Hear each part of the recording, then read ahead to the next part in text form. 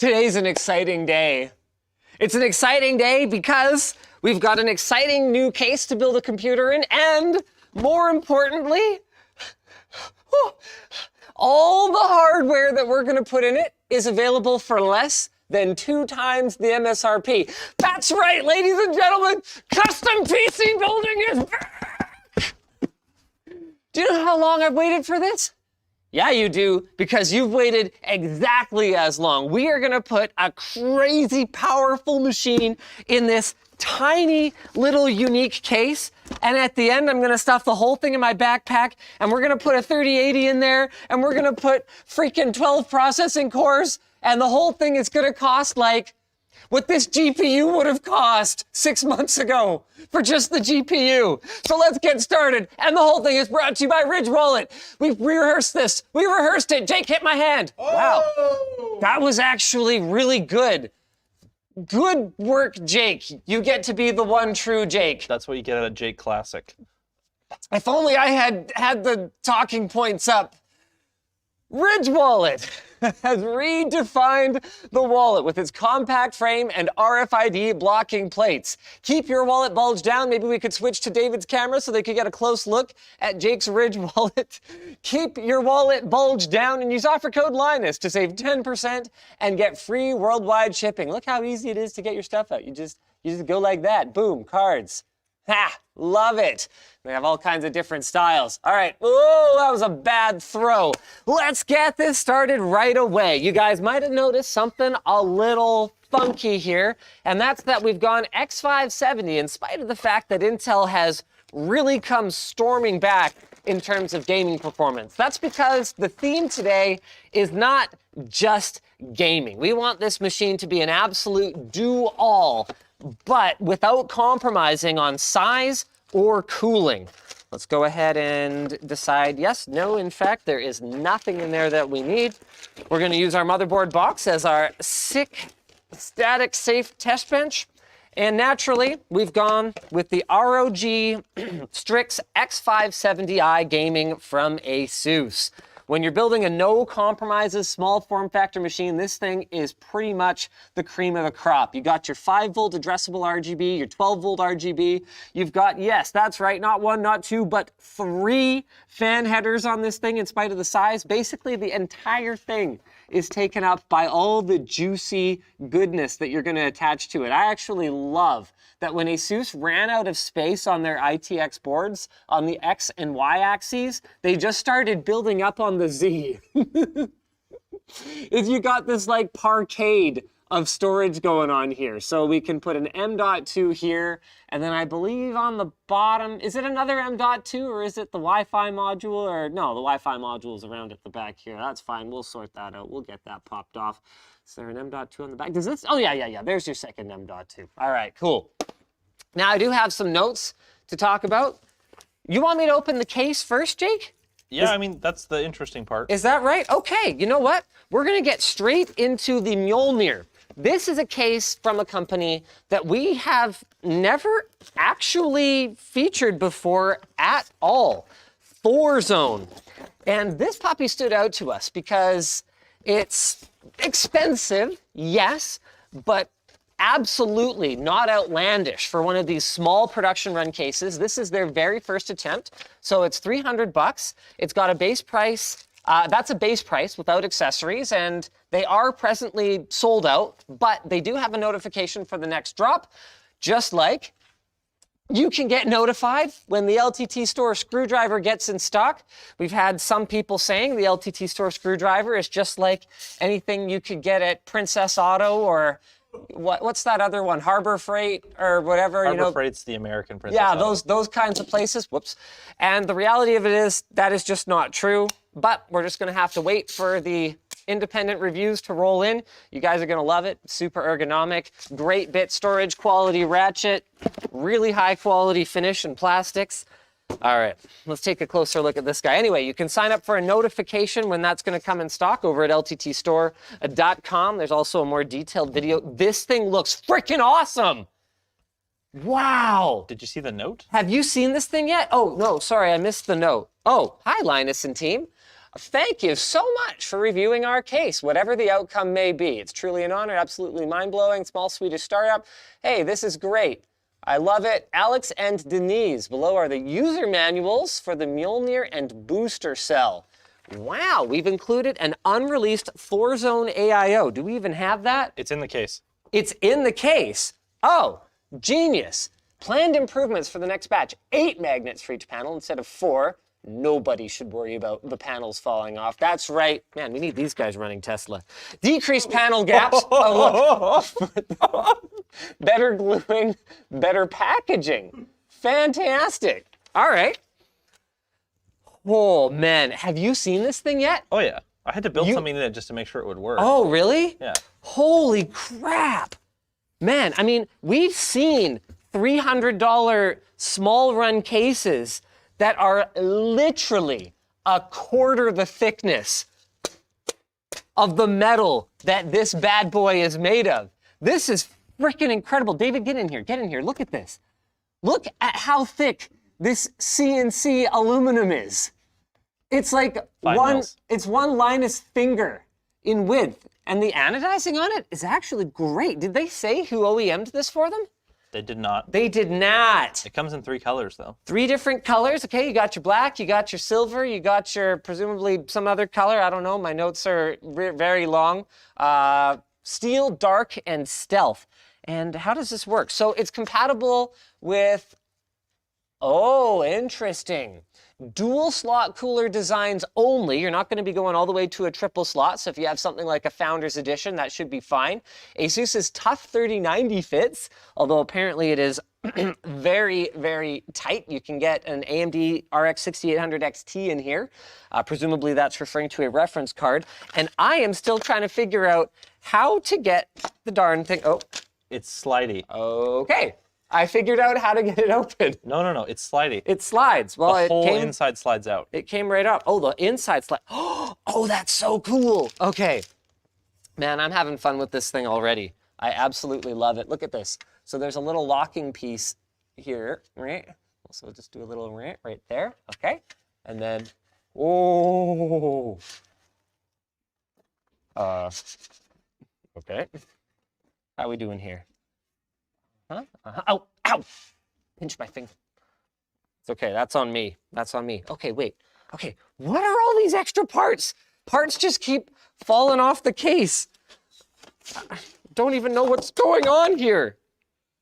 All right, closer look at this bad boy. I cannot believe how heavy and thick this thing is. Look at, oh man. Is that Alex? Check this out, Alex. Get over here. Get over here. No, you're gonna like it. You're gonna like it. Look at this thing. What did they do that? Is that sick? Right? Is this thing sick or what? Really thick. I told you were gonna like it. Did they extrude it?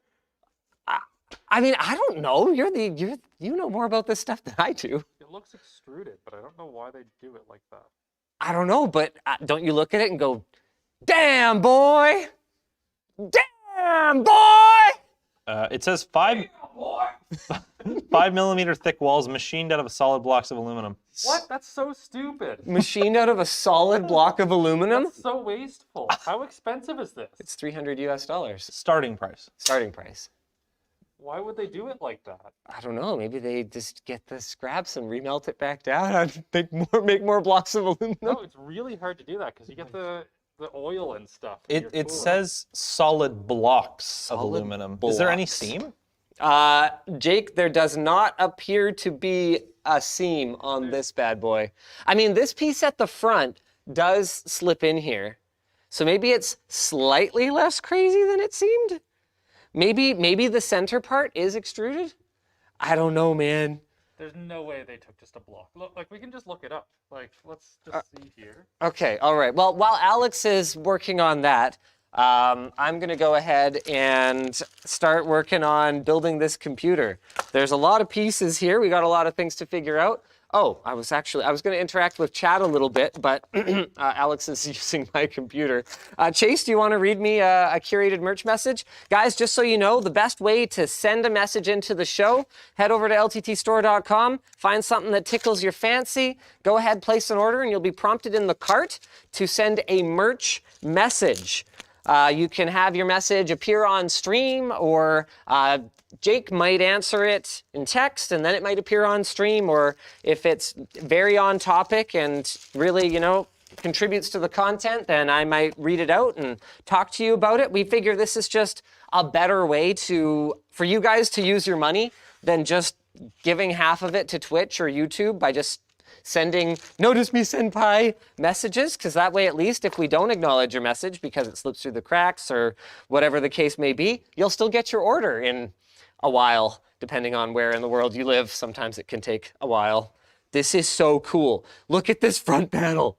Oh, yeah. They did a custom. This appears to be like a soft, like a ribbon style PCB.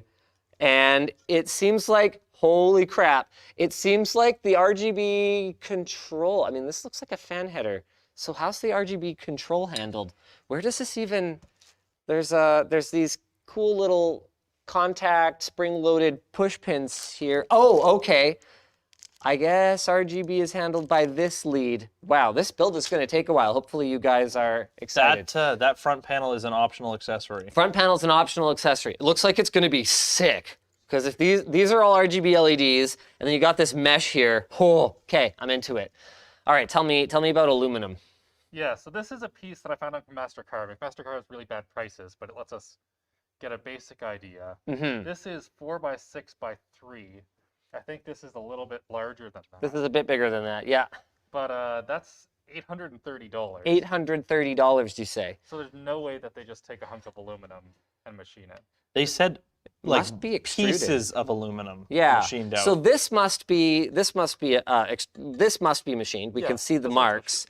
But then, yeah, maybe you're right. Maybe because yeah, there's no machine marks here, so it must be extruded. I think you're right.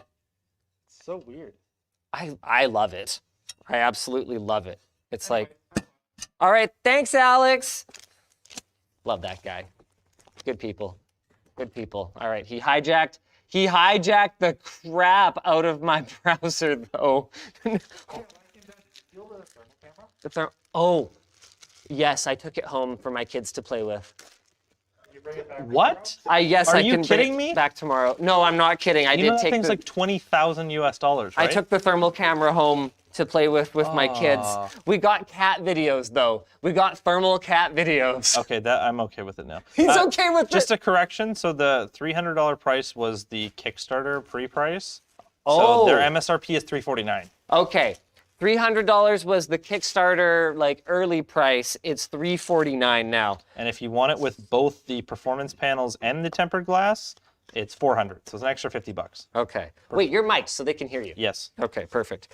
Now this is called the Thor Zone God Rays. I imagine it's a lighting product. I think they're already installed in the case. They're already installed. I see. Thor Zone God Rays. Oh, yes, okay. So these are hard PCB RGB strips down both sides. Man, this thing is gonna light up like a Christmas tree. And they are screwed in. So as long as you have exactly these strips on exactly this case, it'll secure like this, and you'll never have to worry about the adhesive coming off or anything stupid like that. All right. Support slim 120, 240mm radiators. I think we're gonna have to move on and just kind of get going here. I have made a bit of a mess. I have no idea where to even begin at this point. So want to hit me with a merch message or two while I get my bearings? I've already kind of talked about why we went with this board.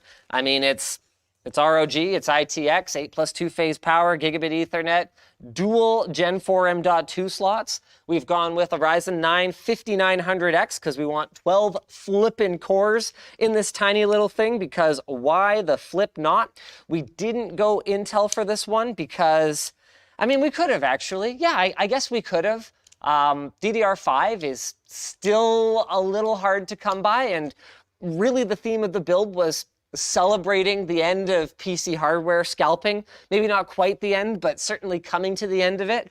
And right now, hey man, Ryzen 5000 series, it's MSRP AF. If anything, AMD's been discounting lately in order to respond to Intel's Alder Lake threat. The 5900X is only, you can get for $400 now. Yeah, this bad boy's $400. That's a lot of money, but it's a 12-core CPU. All right, so we're putting in some Trident Z Neo. I'm sure you went 32 gig, right, Jake? 32 gigs, 3600 mega transfer, CL16. Love it. That's exactly the right spec for a machine like this. That's what we want. It's like top performance, pretty much, but I don't feel like we're blowing a bunch of extra money, right? We're not just throwing money at the wall and hoping that it sticks. I don't think that's how the expression goes. All right, Chase, hit me. There's no real exciting merch messages. There's no good merch messages? There's one that said, Linus, you haven't fired Colton on air in a while. Don't you think it's past time you did that? I'm surprised. You know what? The truth is, I can't really fire Colton anymore because he's sort of integral now. He wasn't before? He's like actually a very, very important member of the team. And so, you know, the last thing I need is for Colton to get all upset and feel bad and run away to Chilliwack. Okay, I got one for you here. All right, hit me. You mentioned making a leather holster for the screwdriver. Is this a plan still in the works? Yes. All right. Now, we haven't actually gotten as far as prototyping anything. We do have ways to carry it. There's a screwdriver holder in the backpack, obviously, and the shop jacket is coming as well. That'll have like lots of pockets. You know, we'll have ways to hold the screwdriver, but I just thought it would be sick if we had a screwdriver holster. Now, I'm really on the fence about using genuine leather, to be perfectly blunt with you guys. I just feel like the world has kind of moved on from cow's hide leather to a degree. The good news is that our backpack supplier is super into alternate leathers, and like I was blown away actually by how cool some of them are. Arthur, are you off probation yet? Probationary employee number 3. Would you mind terribly running over to Creator Warehouse and asking for some of the like mushroom and pineapple leathers and stuff that they have over there? Yeah, just bring them over because I want to show the people. They're kind of crazy. So as we explore some of these alternate leathers, I think we're gonna find something that will be suitable for like a screwdriver holster. The way I'm imagining it is it's gonna be like cringe, right? Like I want it to be just like those old cell phone holsters from the late 90s, early 2000s. No. Like I want like a snap on it, you know? Like a nice like snap down clasp, like, yeah. It's gonna be like, you need a PC built. Yeah, I'm stoked. I'm absolutely The same person stoked. also was wondering what your thoughts are on right to repair in relation to the footwear industry. My thoughts on right to repair in relation to footwear. You know, as someone who has never spent more than $100 on a pair of shoes, I can't say that's something that I had ever thought about before, but that is actually legitimately a great question. I mean, now that people have shoes that legitimately cost as much as a car, you know? Well, no, I mean, you laugh, but what did you pay for your last 5-speed beater? It was $1,000. Well, okay, there's always been luxury shoes. Well, of course there's always been luxury shoes, but the difference is that the kinds of people who are buying luxury shoes, like I'll show up at, I remember it like vividly, the day that I learned about Yeezys, okay? The day I learned about Yeezys, I was at one of my badminton group nights, and what the hell? Oh, this motherboard I/O shield goes in the other way. By the way, fit and finish of the I/O shield mount is amazing. It's like, it snaps in, but it's easy, you know? You just pop it in and it's like, oh man, I love it. So I'm at one of my badminton nights. Did you put the M.2 in? Sorry? Did you put the M.2 in? Oh, no. I can actually put it in after the fact on this board. This is great. Yeah, okay, This sure. setup. I got this. Someone of fairly modest means, like it's not, I don't mean it as like a diss or whatever, it's just, you know, it just is what it is. Someone of fairly modest means is showing someone else their like $750 shoes. And this is someone that is kind of talking about them like, yeah, I got these secondhand for hundreds of dollars. And I'm sitting there, this was one of those moments in my life where I couldn't contain myself. It's the kind of laughter that I feel like, even if it's not malicious, is so genuinely just out of control that I probably made them feel bad. I didn't mean to. But discovering for the first time in my life that somebody spent hundreds of dollars on secondhand sneakers, I couldn't, right? And then after I finally calmed down a little bit, they walked me through the logic of why you might spend that kind of money on sneakers. And I was like, okay, I get it, because he was like, yeah, these are actually a great deal. And I'm like, okay. Because I can turn around and I can sell these for $1,200 because the guy that I got them for, blah, blah, blah. So I'm just going to wear them for like a couple of weeks, make sure that I keep them in absolutely the same condition or better, and then I'm going to resell them. And I'm like, okay, fair enough. Actually, that reminds me of the time that when I was in high school, I bought myself two 7800 GTXs. I put them in SLI.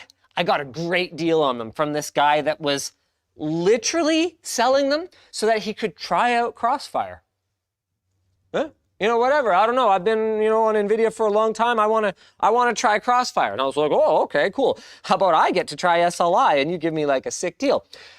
I ran them. I was so worried that some new hot GPU would hit the hardware news the next day and those things would plummet in value. I think I ended up running them for about a week. I just played some of my favorite games at the highest possible quality on my P95F+B monitor, and I sold them. I got rid of them. And so it was totally relatable, even though obviously I don't give very many hoots about shoes compared to graphics cards, but I don't remember how this story started. How did we get on the subject of shoes? Right to repair. Right to repair, yes. Right to repair for shoes. I think as any product starts to reach a certain level of cost, yeah, right to repair becomes incredibly important. However, I would also make the argument that shoes are meant to be worn, right? Is everyone kind of on the same page? Shoes are to be worn? Yes. And it's right in the word, isn't it? Worn.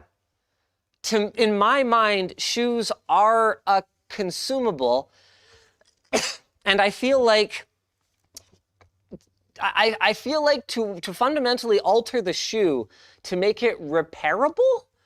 They used to be repairable. I mean, that's true. That's true. The What's industry that? has What's that moved. called? A cobbler? Yeah, the shoe repair Cobbler's person. a shoe repair person? Yep. Like, my mom has a pair of Blundstones that's like 20 years old, and they look great. That's fair, but we also build shoes out of modern materials that are not as conducive to unstitching them and sewing them back together, literally nailing. They're conducive to being consumable. Yeah, I'm on the fence on that one. I like the sentiment, but I don't know what the practicality of that would be. We've got our motherboard in the case though. We managed to make that much progress. Now I'm going to show you guys some vegan leathers here that might actually blow your mind.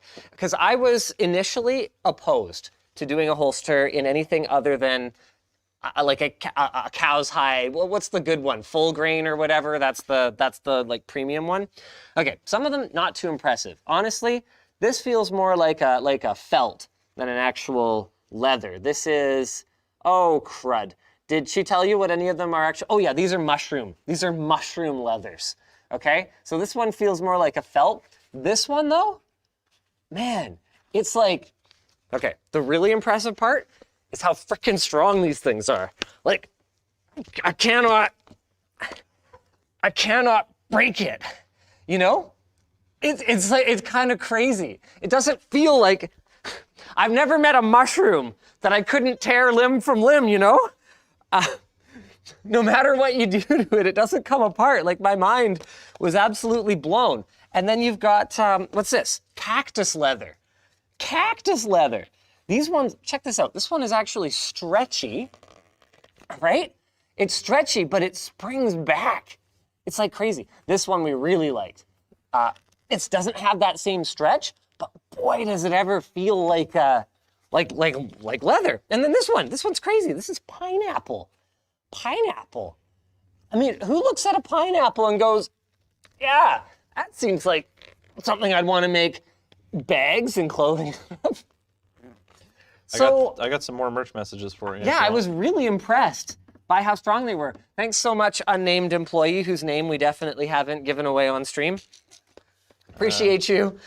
Somebody's looking for new monitors, planning on dual ultra-wides, one above the other. Any suggestions? My suggestion, if you're doing dual ultra-wides like that, is that you just do a 48-inch LG C2. I mean, it's not curved, and honestly, when you're sitting that close to a screen that big, I do appreciate the curve. I mean, when you see a 24-inch curved monitor, that's just kind of silly to me. But when you're talking something that's really sizable and you're sitting that close to it, I do prefer the curve. However, going from dual ultra-wides, one on top of the other, to I have a 48-inch C. I think I have a C10 on my desk upstairs, right? Yeah, I think it's a I C10. think it's a C10. The C10 is just plain a better experience. What about the QD OLED ultra-wide, That though? simple.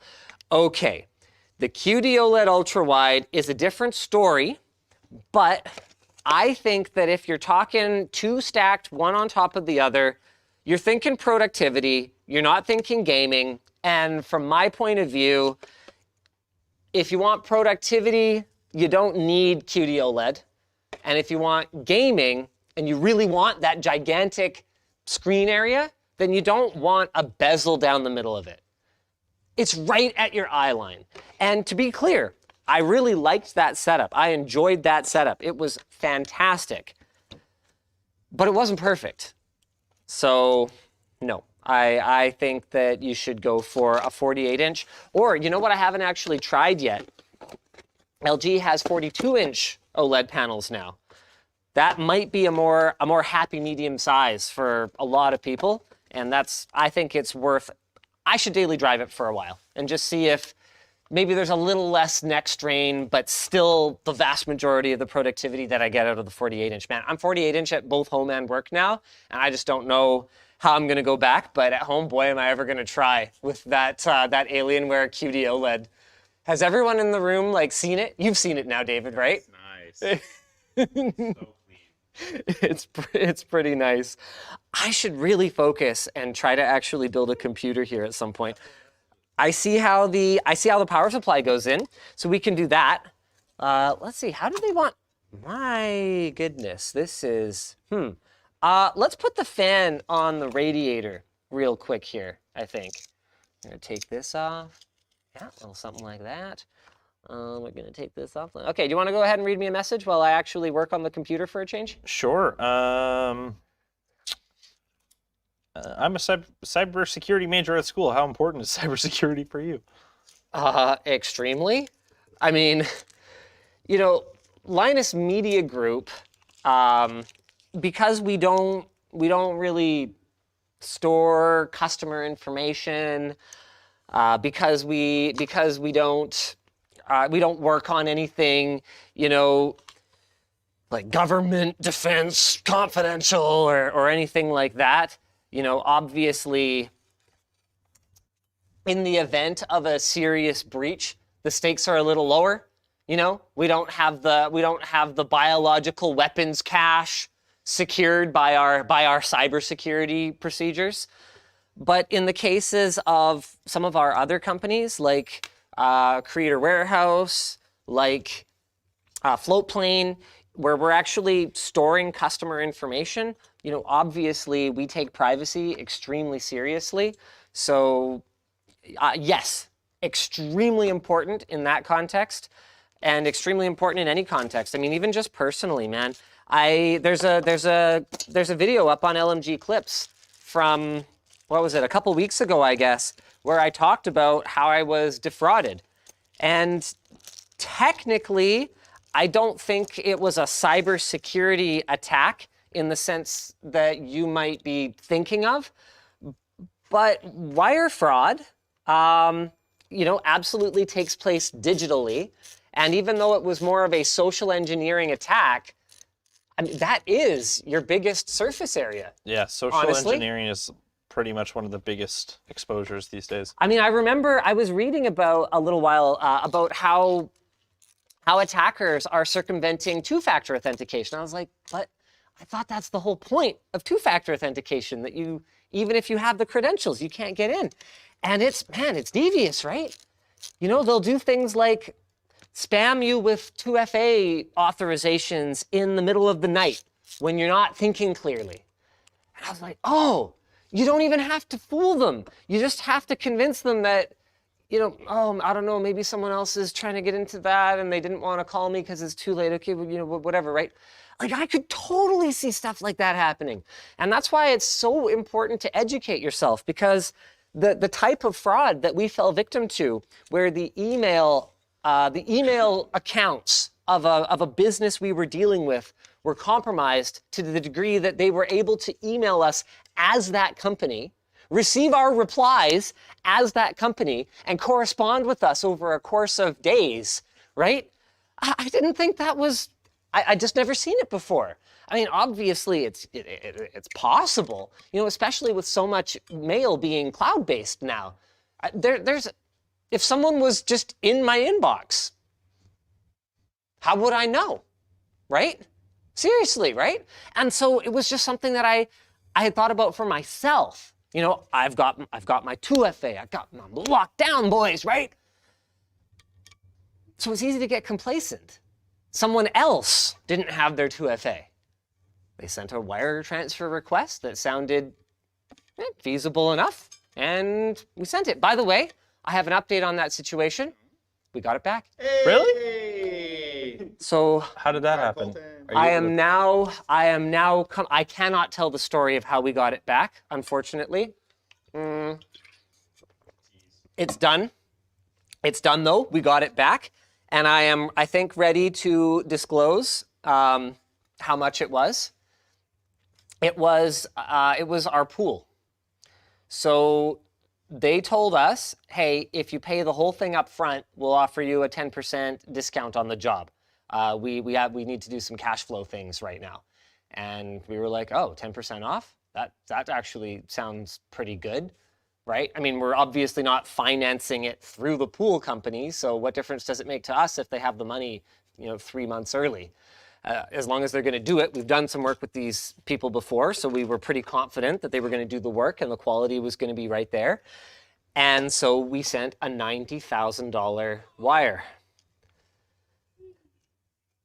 And now we have new procedures in place so that wires of that magnitude, or really any wires, will go through a different type of two-factor authentication, right? I don't want to give too many details, but you guys can do your own reading on how you can prevent. I forget what it's called, what this kind of email fraud is called. So do some of your own reading, figure out a strategy that works for you. But yeah, we did some reading up. We found something that we feel like works. So we've added another factor to those kinds of transactions. We are confident that we're going to be more vigilant in the future. But man, that was really scary. That's yeah, that was really freaking Not scary. an insignificant amount of money by any That's a stretch. freaking lot of money. You can actually get this custom cables for SF series Corsair power supplies for this case from Thor Zone. Thor Zone has their own custom Corsair cables for But this. they didn't send any for this one. Oh, that's so, awesome. Yeah. And then, of course, our often sponsor, Cable Mod, also makes custom cables for any case you could desire.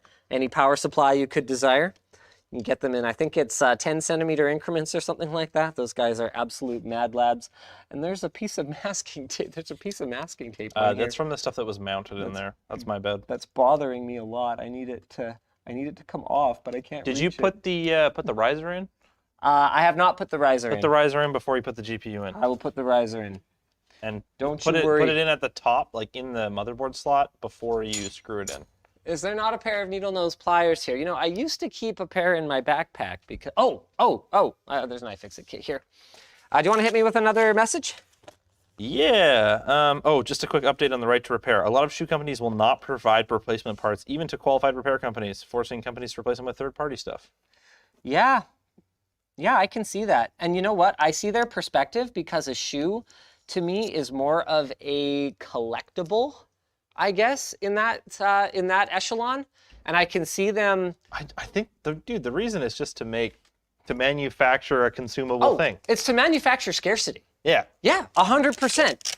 But would you pay, let's say, 4 times the price? So, average pair of shoes, $200. Would you pay $1,000 for a pair of shoes that would last you 10 years? Here's the problem. No, I don't think I would. I don't think I would. And here's the problem for me is that the kind of people who are spending that kind of money on shoes, I think have an expectation that you're not going to be able to just assemble a new pair of this limited edition shoe in 10 years. I'm not even thinking of the context of limited edition. I'm thinking like just kind of luxury, heavy duty, nicely built stuff. Like Blundstones, for example.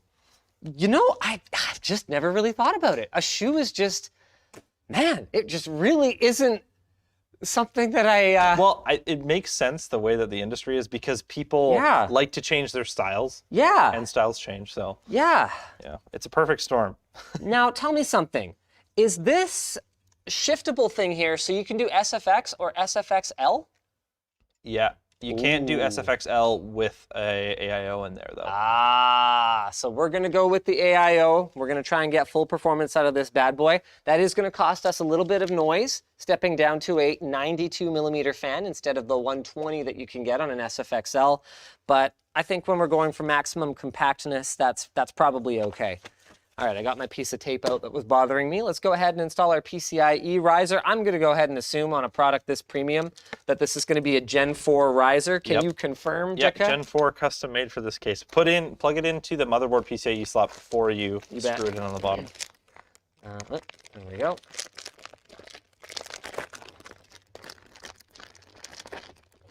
Oh, yeah, okay. Feels quality, feels good. Feels real good. All right, cool. I mean, it's a riser. It's a riser, so it's fine. All right, so that's going to go in a little something like, like that. Perfect. David, you want to get us a good look at that? Riser Hey, when goes do you in. want to do the integration, Linus? Oh, yeah, we could do that. We could do that, sponsor integration for sure. Okay. Why don't we get this riser in, and then we'll go ahead and do that. Now let's figure out where the devil the riser goes. Oh, I see it. So we're gonna run this boy through here. There we go.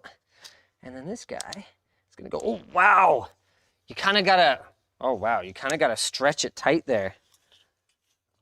That is, man, on the one hand, it's kind of scary, but on the other hand, boy, does it ever make this thing feel integrated. Purpose-built. Yeah, exactly. Another merch message for you. Could you recommend a case for rack mounting a gaming PC?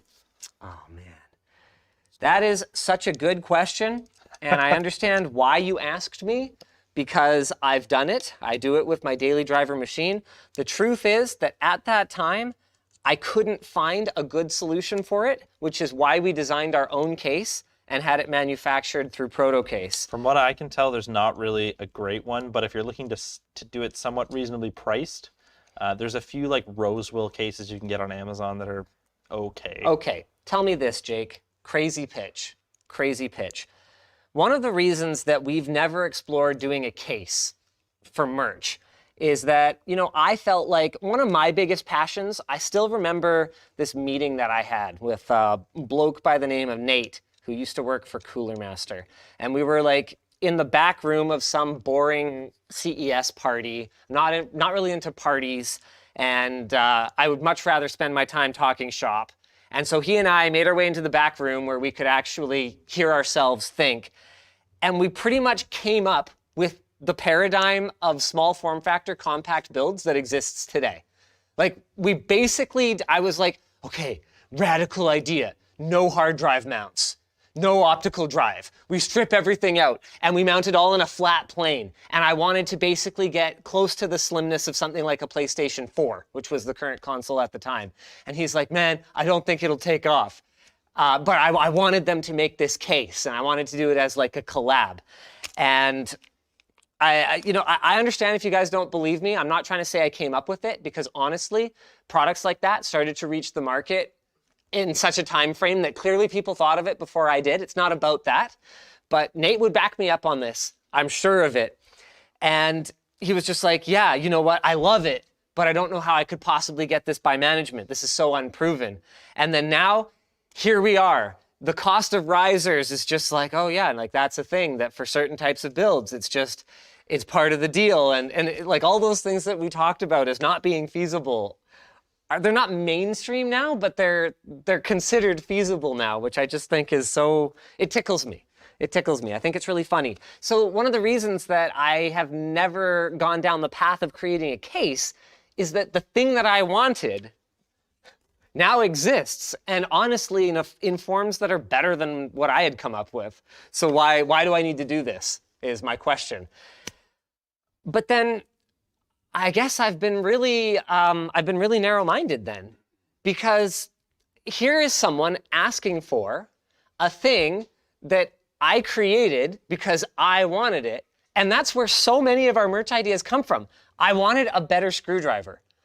Not a better one. I wanted a perfect screwdriver. And so we spent hundreds of thousands of dollars and over 2 years making one. So how crazy is it then if I wanted a rack mount gaming case? Well, we're already going to make a V2, right? Yeah, we're going to do a V2 when we update at the new house. So why don't we just try to make it actually manufacturable, find an OEM, and frickin' do it. We could just make it so you could order it through ProtoCase. Yeah. It would Why be don't we really make, it'd be so expensive. Why don't we make 10? No, let's mass produce it. Why don't we make like 10,000 freaking cases? Like, do you guys want a rack mount gaming case? Oh, God. Do you want to rack mount all your stuff? I shouldn't have read this question. Well, Jake, do you think it's okay? Would you consider a rack mount gaming chassis? Wait, hold on. Let me finish the pitch. If I had my own house. Let me finish the pitch. What if there was a little bit more modularity to it? Like, what if you didn't want radiators in the front, and there was an option to just mount fans, and you could stack it up with hard drives, and it could be like a silent NAS, like designed for desktop components instead of having mounting at the back for those redundant style ones that are super loud. Or, okay, now I'm getting real excited. What if we approached an OEM about, man, see, this is basically what our merch meetings look like. I'm just having it live. You gotta finish building the I gotta bring Nick over here. We gotta talk about this. What if we did a quiet, redundant power supply, right? Oh, like 850 like the FSP watts. twin power? Yeah. Oh, actually, we could just use that. The twins, yeah. Okay, yeah, that I one's got a pretty lot cool. of merch messages in the queue. That's Can okay. we All right. do some quick styling? That same person was also wondering how your long distance Thunderbolt is going. Long distance Thunderbolt is good. The problem is just that it is not perfect. I haven't had any issues with it lately. It's been great, but I'm just The answer to this question is we're switching to optical USB and optical DisplayPort. That's the answer. Yes, thank you, Jake. That's a good answer. Not because I haven't had an issue with Thunderbolt in months. I just haven't. Where I really run into problems is at times that I'm not expecting to run into a problem. I'll do something as simple as I'll reinstall Windows. And all of a sudden, even though it's supposed to just work, it won't. And I'll have to fight with it, and I'll have to go find some weird, stupid driver package on Dell's website instead of off of the motherboard website, and there'll be some BIOS parameter that's extremely poorly documented that I have to change. ASRock's been way better about it than ASUS in terms of their on-motherboard Thunderbolt implementations, but it's just frustrating, right? You can't trust it. And it's not just me. The wife does not like it when her computer doesn't work because I'm tinkering with shit instead of just doing it like a normal person.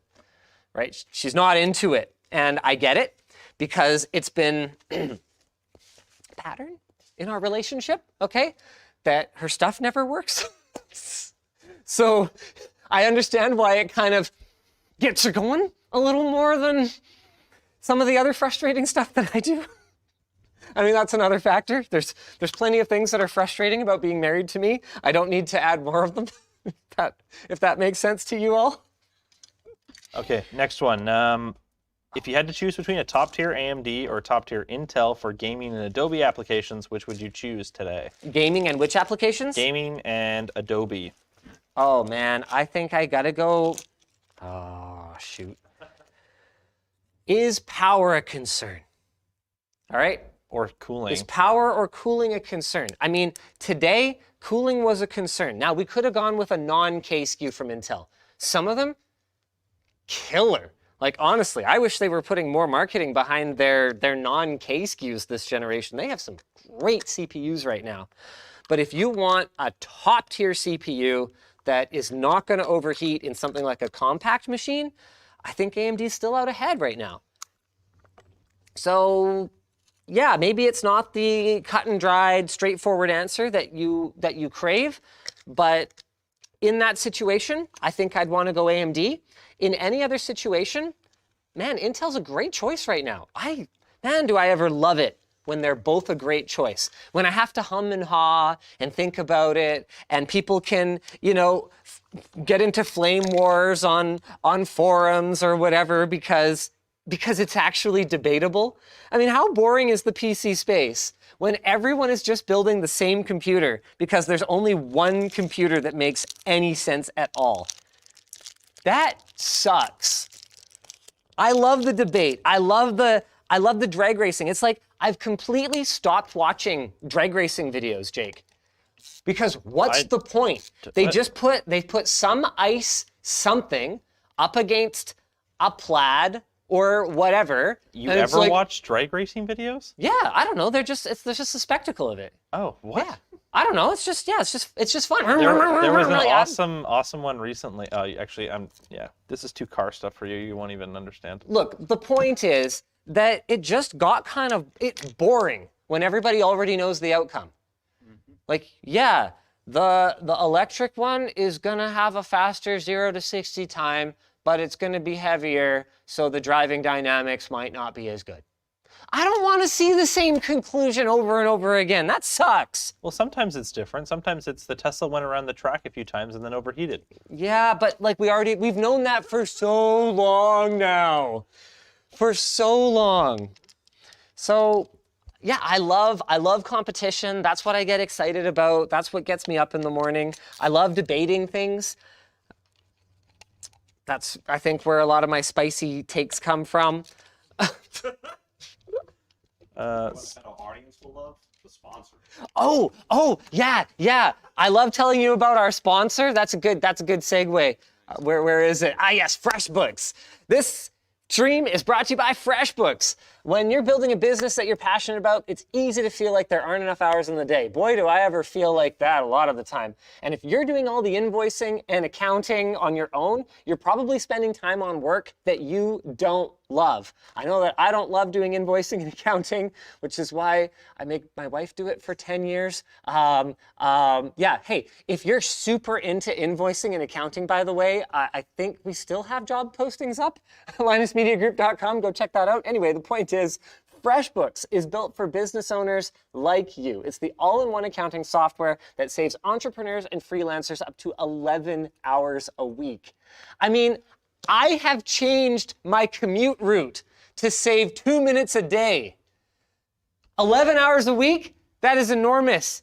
You can spend that time nailing a client pitch, serving your customers, honing your craft, or maybe even just like having floor time. Oh, you know? You forgot the fan, dude. You could just have some floor time. You know what I'm saying? Just relax a little bit. I find that sometimes the blood flow, it just flows a little easier during floor time. I know you're enjoying your floor time, but you forgot the fan on the computer. Oh, I didn't put the fan in? I don't think you put any fans in. That's okay. Well, we'll put the fans in. Honestly, I'm just enjoying hanging out with you guys and not building a computer that's just generating an endless stream of who cares? No one can build PCs anymore anyway. Man, Intel Arc is coming. We've got rumors flying left and right for NVIDIA. Are they going to call it 4000 series? Are they going to call it 5000 series? We don't even know. AMD is apparently like crazy bullish on RDNA 3. Like, oh man, I can't say anything, but CPU competition in the next generation.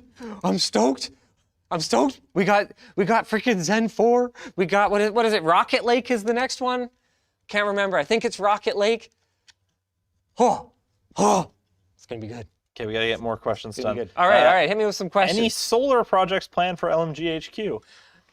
I want to do this. I think Jake can answer that question. You don't even need me to answer that question. The answer is yes. I don't know what it's gonna be or how crazy it's gonna be, but we're gonna do it, right? I wanna. I mean, we might as well. I totally want to do it. Yeah. I'd be super into it. Like seeing how awesome it was doing it at my house, like how much money it saved, how relatively not painful the whole thing was. It works really well. Yeah, I'm honestly, I'm just kind of jazzed. I'm just stoked on it, right? So I would love to do like a sick solar install here at the office because we have a lot of electricity consuming devices that just need to run all the time. Even things like our workstations, we leave them running quite often because people remote in and they don't always know if they're gonna call in a remote work day, for example, for one of the editors. Or, the business team doesn't know if they're gonna need to remote in and get access to something that they need to work on a client pitch that absolutely must be done during overtime on the weekend or something like that. You know what I mean? So we don't know. So a lot of the time we just have like dozens and dozens of computers sitting idle around our office, which is one of the reasons that I, and apparently only I, was so excited about the 12 volt only standard from Intel, seeing those crazy idle power consumption drops, because for me personally at home, it doesn't make much of a difference.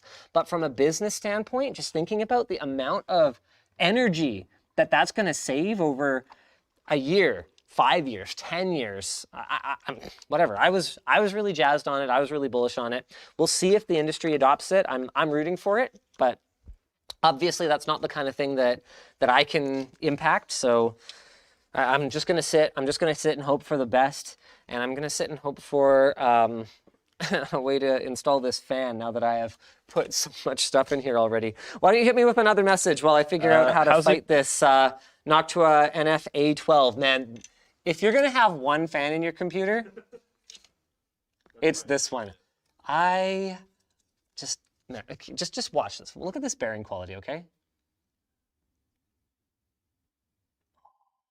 The craziest part is just with that little flick, you can feel the air. I know. It actually pushes like a noticeable amount of air just spinning at that kind of RPM. These guys are wizards. I don't know how they do it. Next question. Are you going, or how's it going using the Steam Deck as your daily driver? Okay. I have an update. I gave up. It's not that I gave up because I didn't like it. I gave up because it just didn't really end up making any sense. Like, yes, I've done pretty much all of my gaming since then on the Steam Deck, and it's been great. The Steam Deck is freaking awesome, but I have done almost no general computer use since I said that I was going to switch to just the Steam Deck, except for work. And I told myself when I made the switch, like, look, I can't have this effect work this time. The Linux challenge was really impactful on my ability to get work done. It was not a good thing for my productivity. It was a good thing for, I think, the community. I think it was a good thing for Linux. I think it was a good thing as a learning experience for myself. But from a productivity standpoint, it was not good. And so I told myself I'm not gonna let it hurt my productivity this time, and I just haven't really done anything but work on my computer, even at home. So I just haven't really had a ton to meaningfully add to the conversation, and whenever we're not adding to the conversation, I don't like to make a video. So either I'm not gonna do the video, or I'm just gonna wait until, like, maybe when I move into the new house, I will do the challenge then. Like, I won't even set up my old computer or something like that. But I basically haven't really done it in a nutshell. You got anything? Got anything I where I got can like 4 more here. come out a little better here? Um, Sorry, guys. I was looking at getting the QD OLED monitor for work and home and gaming monitor, and I've seen issues with text clarity based on the subpixel layout. Did you notice any issues with productivity work on it? All right. That's a great question, and it's something that I absolutely need to spend a little bit more time looking at. It's not something that I noticed immediately, but I'm not in a position right now to say you will not notice it or anything like that.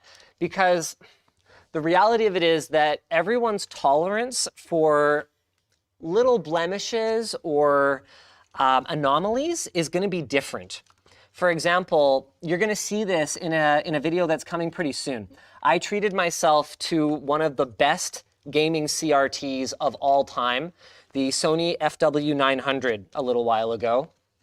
And we made a video about, why CRTs are amazing for gamers and still actually better than other displays in some ways.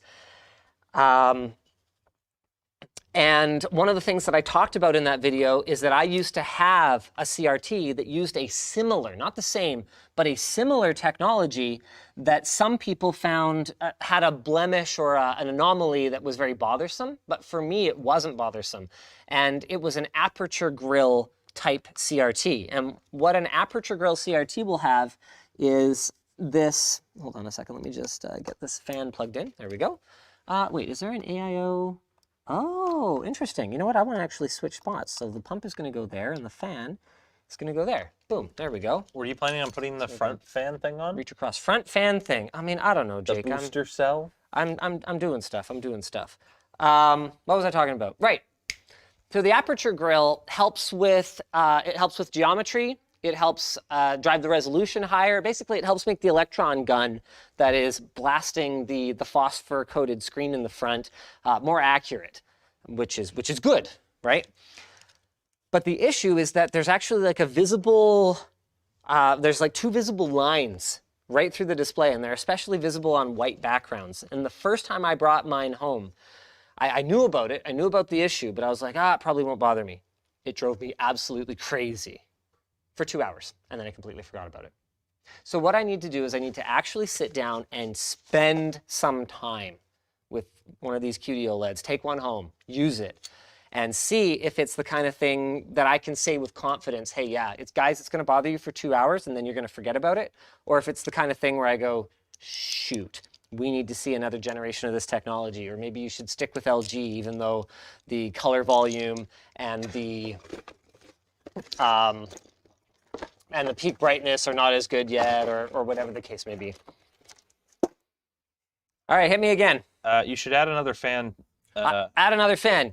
Yes. Under the motherboard. You can fit a slim fan there. There's slim fans to your right over on the counter. Slim fans. Noctua slim fans.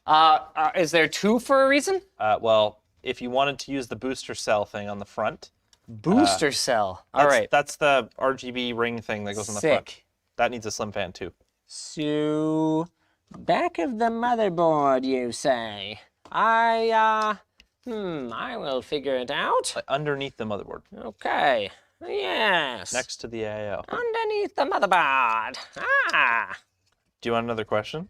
Yeah, I'd love to have another question. I'm just going to slip this slim fan in right here. Oh, this is great. I don't even really need grills on these fans just because I can use the... oh man, where'd that other one go? Yes. I can just use these, what would you call these? Spokes? Or like the fixed pieces there. Braces? Whatever. The thing those that pieces. holds the hub. Yeah, I can use those to keep, see that? Keep all the cables out of the blades, so you got no problem with it spinning. All right, hit me. Heather M says, please say hi to my son Quinn. He's watching right now and he's a big fan. Sup, Quinn? How you doing? And she bought him a water bottle. Nice. Enjoy your water bottle, Quinn. What color? What color did Quinn get? Oh gosh. Oh, I got rid of it. You got rid of it already. Gosh darn it, Jake. I need some fan screws. It says style default. Style? Oh, Atlantic blue. Atlantic blue. Very nice. Love it. All right. Okay, I'm gonna get very Next bothered question. if Any these- chance of LTT pet merch? Yes, Oh, absolutely. we're working on it. Yeah, matter of time. Got lots of good ideas for pet merch. Okay, crazy pitch. Super premium cat teaser. Okay. Replaceable end pieces called Linus Cat Tips. You pitched this like 3 years ago. I know, and we don't have enough engineers to build it. I want more engineers so that we can build more cool products. There's 2 people that have said they would buy the rack mount case. The rack mount case? 2 people. Okay. Have paid money to tell you. There are literally ones of us. Oh, man. See, I don't know if it's a good idea. I honestly have no idea what the minimum order quantities of something like a case look like. I have no idea. You know who I bet does know? Actually, I don't think this one's going to fit. I think Maybe I need a Thor cover Zone? one. I bet Steve from Gamers Nexus would know because he did some serious investigation. Like, he polled his community and stuff, and Steve doesn't, like... He does research when he, tries to make a business decision, right? So I feel like he's probably done a little bit of You don't know work what that's like, hey?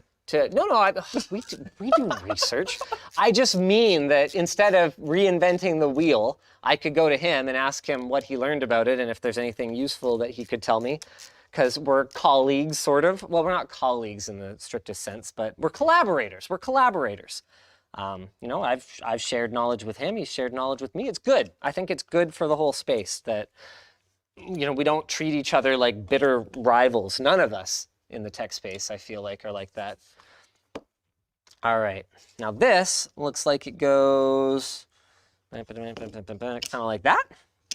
Cool. And then I'm assuming that these these screws are for this. Yep. That looks pretty good to me. Do I happen to have this size hex as part of our default loadout? I actually do not think so. And I get to be right today. Fortunately, we will have... I am wrong. I do have it. Okay. Well, Normal day. yeah. Fortunately, but it doesn't matter. We will have other bit packs, and they will be available at launch with all different kinds of like FU bits. And the FU set is actually going to be a specific one.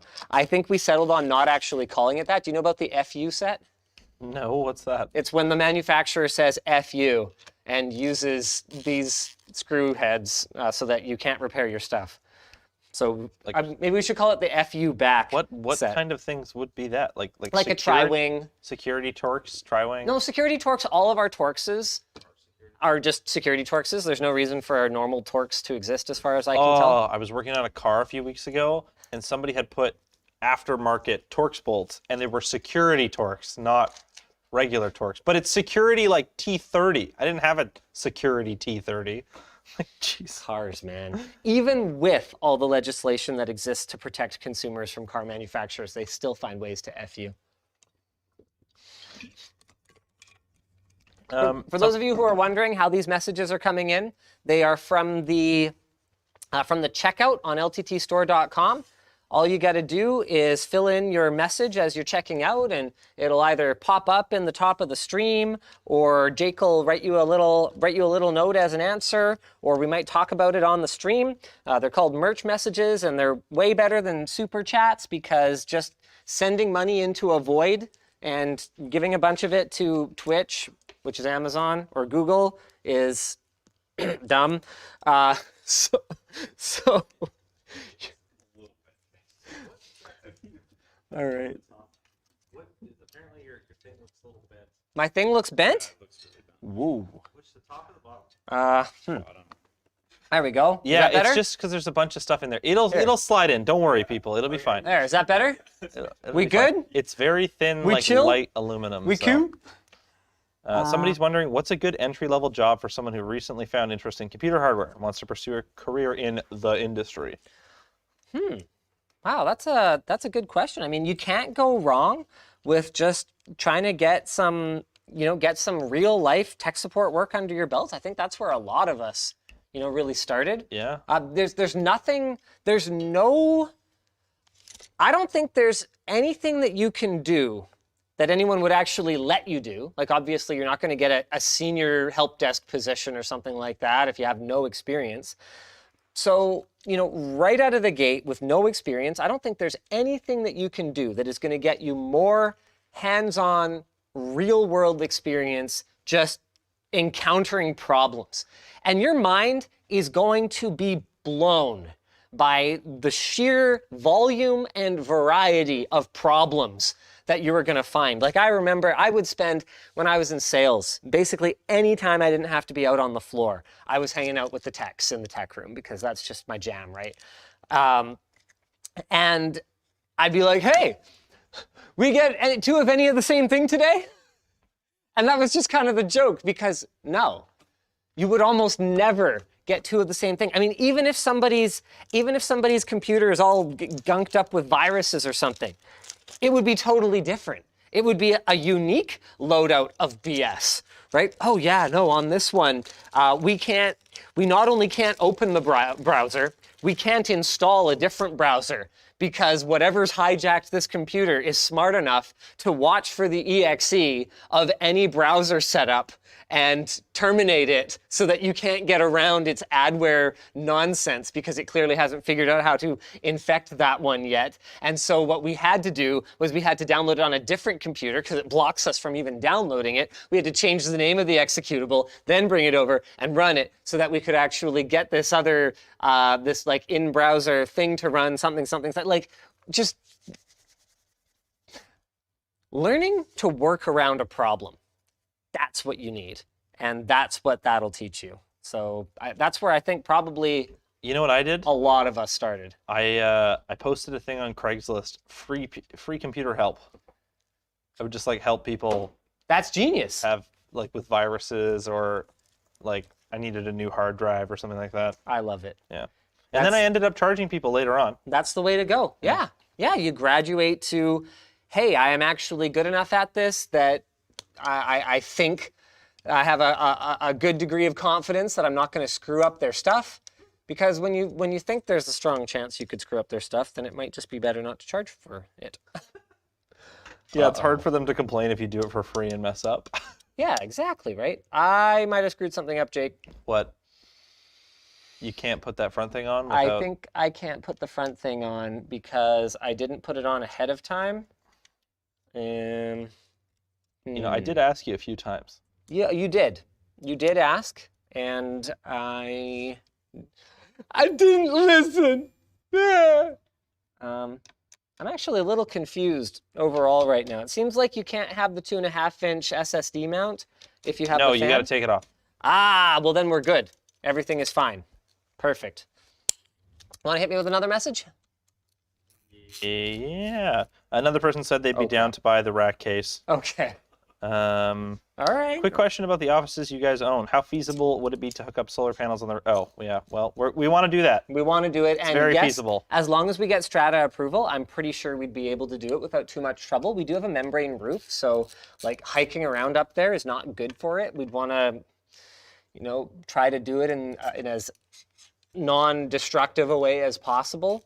But I honestly, Jake, I kind of think we'd want it to be sort of modular-ish, so that in the event that we had to do a roof replacement, which we will have to do at some point, basically we'd be able to kind of take units of it like crane. off Yeah. for the roofing project, and then put them back on and wire them back up. Obviously, it's not just as simple as plugging them together. Like an electrician would be involved in the semi-disassembly and semi-reassembly, but I feel like that's got to be a product that exists for commercial buildings, for like flat membrane-style roofs. There's just no way it's not. He also completely wants to not a know the 2-liter water bottles. When are they coming out? thing. The 2-liter water bottles are coming soon, actually. That should be quite soon. I'm sorry I don't have a more exact answer for you. It's possible that Nick Light would have something a little bit more precise, but he's not here right now because they actually work out of a separate office now. So it's a little bit tougher for him to just casually drop by when we're streaming. It's a whole 30-second walk from their building to ours. Those things are so chungus, though. It's crazy. Like you could damage something by putting down your water bottle too hard. You know what I mean? It's like the size of that computer. They're hilarious. Now this is interesting. This front piece here, all right? It seems to have a fan header. Yeah, the fan gets passed through on the little contacts. Did you look at it at all? You know there's like a contact thing you have to put on the case and then so it can still slide out. That is super cool. In that case, I put the fan on upside down. Fortunately, thanks to my LTT store screwdriver, it's really fast to change stuff like that. Gotta love the knurled ratcheting shaft. All right, hit me with another one. That's it. That's it? You finally got through them all. All right, we got through them all. That's great. Ask more questions, people. Yeah, if you guys have questions, that's the best way to send one. I'll look in Twitch or Floatplane Yeah, chat. check Floatplane chat. Floatplane Love our chat. Floatplane peeps. Any chance that we'll be getting a vegan leather LTT wallet now? A vegan leather LTT wallet. That would be kind of cool, wouldn't it? Honestly, I don't need a wallet right now. I'm like, ugh, man. See, that's something that I'm not confident that I would be able to do a good job of guiding the development process of. Like, obviously, we have a super talented team. I don't have to tell them, how to make something. They're great. But a lot of the time, they do try to make stuff for me because, believe it or not, if I really love it, I'm going to be way more passionate when I tell you guys how much I love it, for one thing, which is obviously better for business. And number two is that there tends to be a lot of overlap, go figure, between things that I like and things that you guys like. Because, you subscribed, right? So it's one of those things where a lot of the philosophy behind our product development is, I want one of those. Surely there are 1,000 other me's out there who would also want one. And I also have to want it enough to not only buy it, right? Because I do actually have to pay for, all of them. But I have to want it enough to buy lots of them. And so far, it's been a great product development strategy. So when it comes to wallets, I'm a simple man, I just want, this was actually made for me by my wife. So it's handmade, and it's just 2 pockets right here for my cards. There's a little slip pocket behind my ID pocket where I can put my Costco card and my AAA card. It's called BCAA here, but AAA for our American friends. It's got an ID thing with a window here that I can quickly and easily slide out. And that's all I really need. I don't really carry cash anymore since the whole COVID thing and everything just going contactless. I actually switched to a wallet that doesn't have a place for cash. Yeah. And it's been a problem. Okay. I can carry a little bit in an emergency, just like my old one. I can triple fold like a 20 or something. Throw it in We got there. another person saying they'd take the rack mount case. More rack mount case peeps. Oh man, look at this. This sucks. This is like not quite gonna make it. So now I have to put an extension on it. No. Maybe I can find a shorter extension. Hold on, give me a sec here. All right, Jake, hit me. Oh, you know what I could do? Hey, what do you think of this, David? I'll just use a low noise adapter. Okay. Yeah, I'm just gonna do that. And then that front one will just be like super quiet. And then we can dig back in and we can fix it RPM if is it's... it by default? It might already be pretty quiet. Well, I need a shorter extension, so I'm using this as it. We'll see how it goes. You could use a splitter too, that would work. That's true. I could use a split. And it's plugged in already. Too late. Oh, rats. All right. We've got another vote for rack case. That's got to be like 5 or 6. at Another least. rack case? Yeah, we're almost at 10. I'd buy it if you make it a streamer case where there's 2 PCs in it. 2 PCs in it. Oh my god. This is going to have like 18 different modules that we can put Yeah. it. No, How cool would that No. be, though? I refuse. It'd be really cool, though. I don't know, Jake. It sounds pretty cool. Oh, somebody's asking for an update on the data recovery. I can give you an update. Yeah, why don't you flip around to Jake while I plug in this The fan old header. vault, as of like 2 or 3 days ago, is 100% recovered. We didn't lose a thing. New vault, we've lost around 6,000 files. I think maybe it's 4,000. That sounds like a lot, but in the It's not that many. It's like Yeah. we're talking 1.5 to 2 million files. So it's really not that. And that includes like some of them just being like nonsense metadata and stuff like that, right? Yeah, not a lot of them. Oh, never mind. I think there's around 30 to 50 full projects that are completely inaccessible, which kind of sucks. But overall, not bad. Yeah.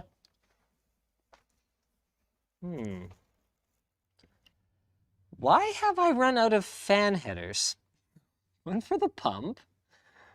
Sounds like you need a splitter. One for this. Well, I have a splitter. That's what I'm trying to figure out. What's plugged I believe into... there's one at the bottom of the Oh, motherboard. because I already ran an extension. Okay, there we go. You still haven't installed the M.2. The M.2. Oh, right. Yeah. I'll get the storage in there. Don't worry, Jake. Thanks, merch message people. I'll get the storage in there. There we go. All right. 9 messages in queue. LTT sandals when? Okay. Sandals are one of those things where, come on, guys, like real talk. Would you expect anything but the finest possible sandals from us? Would you accept anything other than the best? No. So, with that in mind, there's a lot of development to do. That's not going to be trivial. And there's so much cost involved in releasing a shoe because for nearly every size, you are basically redoing your plastic and rubber molds, many of them, which can be tens of thousands of dollars each per size. And that's before you've even ordered any actual shoes that anyone can actually wear. Like the scale of that project would be bigger than anything we've ever done by a country mile. So yeah, it's something that we intend to do someday, but I'm not going to go on the record and provide any kind of timeline for it whatsoever. Right now, I'm wiring up the front panel power connector, I guess. Yeah. So in that case, yeah, why don't I make this front one power? And then there's actually a rear switch on this case. This is super cool. There's a rear switch here, and then that, I guess, is going to be your reset. I really like that. Oh, you know what? Maybe this front one is an LED. Hold on. No, it's a button. There's your button right there. Cool. I have no idea how many people are watching right now. Jake, do you want to give me an update? Do you have one? Or Chase or someone? 5,900 on Twitch. Oh, wow, that's really strong for Twitch. Thanks, Twitch. Maybe you guys aren't so bad. I think It says YouTube's... 11,000 on YouTube. Wow. It said 18,000 before. I think YouTube's metrics are just broken. Yeah, they might be a little broken. Yeah, it could Oh, be. there, it says 19,000 again. Oh, yeah, YouTube's no, just broken. updated. Holy smokes. All right. Hey, thanks for tuning in, guys. It's nice that y'all are excited about PC building not sucking for a change too. It's great. It's terrific. I'm so happy. Okay. Front panel stuff's all hooked up. We got the fan ready. I guess I'm gonna... No, that goes that's in the clearly not case. right. No, I figured it out. I figured it out. I figured it out. I promise. Do you know, is there ever going to be a straw adapter? I will put in the SSD. A straw adapter? Okay. I actually had a really good chat with the engineering team last week where basically we have gotten samples of pretty much every lid on this green earth.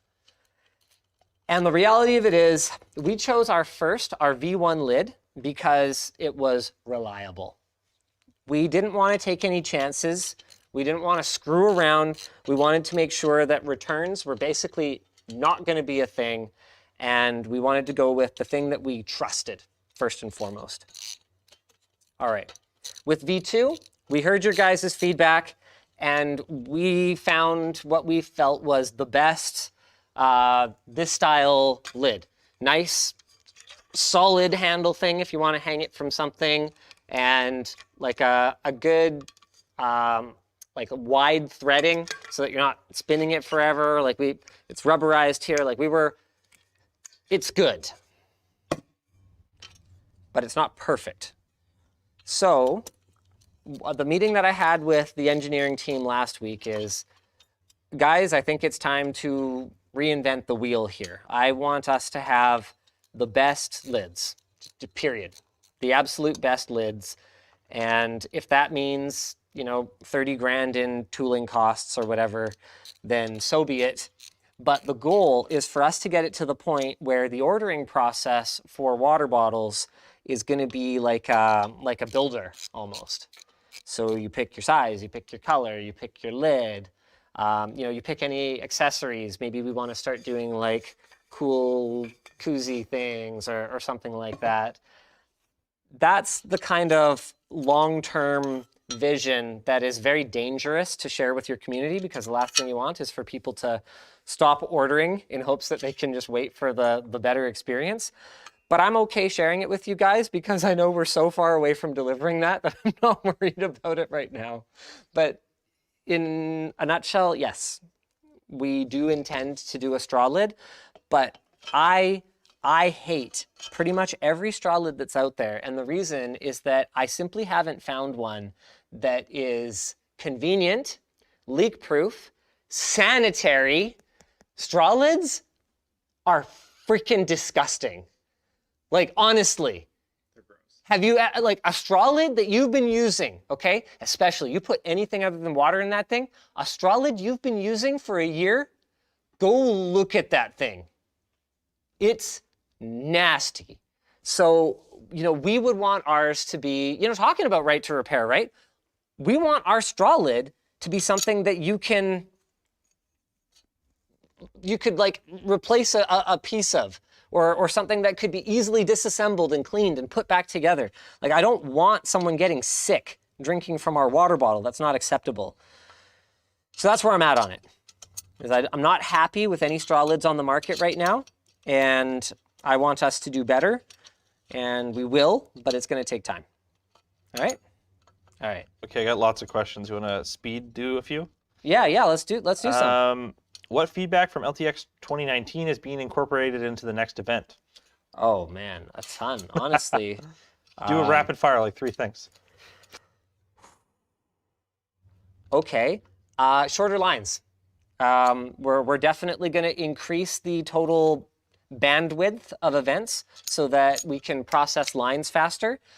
Much bigger merch booth. That was actually a huge complaint from the event last time, that we didn't have enough tills, enough checkouts, so people had to wait forever to buy stuff. And more creators. I want even more creators. That actually wasn't negative feedback. There was a ton of positive feedback about how many creators we had there. I've got one. But boy, am I ever going to blow a ton of money flying in every tech creator that we can to LTX 20, whatever the crap it ends up being. There, that's where I'm at. My one feedback is LTT staff just being able to mingle and not having to like have a booth. I think that would be an excellent idea. I think there might be situations where it makes sense to have LTT staff at the booth, but they shouldn't be running it. Yeah. They should just be like stationed there. Hey, yeah, Jake is going to be at the VR RC car experience from 3 to 4 today. If you wanna hang with him or chat about the project, but there's someone else just like processing the line and troubleshooting cars that aren't working or whatever. Yep. Somebody's mentioning that you should get a Taycan wagon. I agree. I sent my order confirmation today. Really? You didn't even tell me. I showed it to you. I know, so that one, you did it. I am doing it. going to fly to Saskatchewan. When? We're going to book a flight, and Yvonne and I are going to electric road trip back together. That sounds And awful. It's what, really? Yeah, have you been on an electric road trip before? It'll be okay. I mean, it's going to be with her, so I The don't. Taycan's range is okay. I'm okay. I'm All right. okay with it. All right. I hope you don't have any charging issues. I'm excited. But it'll be good. You can make a video about it after. I'm not going to make a video. Or a short. I want to enjoy it. That's where I'm at on that. This front thing here, honestly, is kind of confusing. I don't see how it's supposed to not interfere with anything. So the PCB comes up this way. Oh, so that means I can't tuck it on the top, and I can't really fit it in the bottom here. David, do you see the problem here? Nope. Oh, okay. Here, let me try and get you a better angle. Here. Yeah, that'll work. Okay.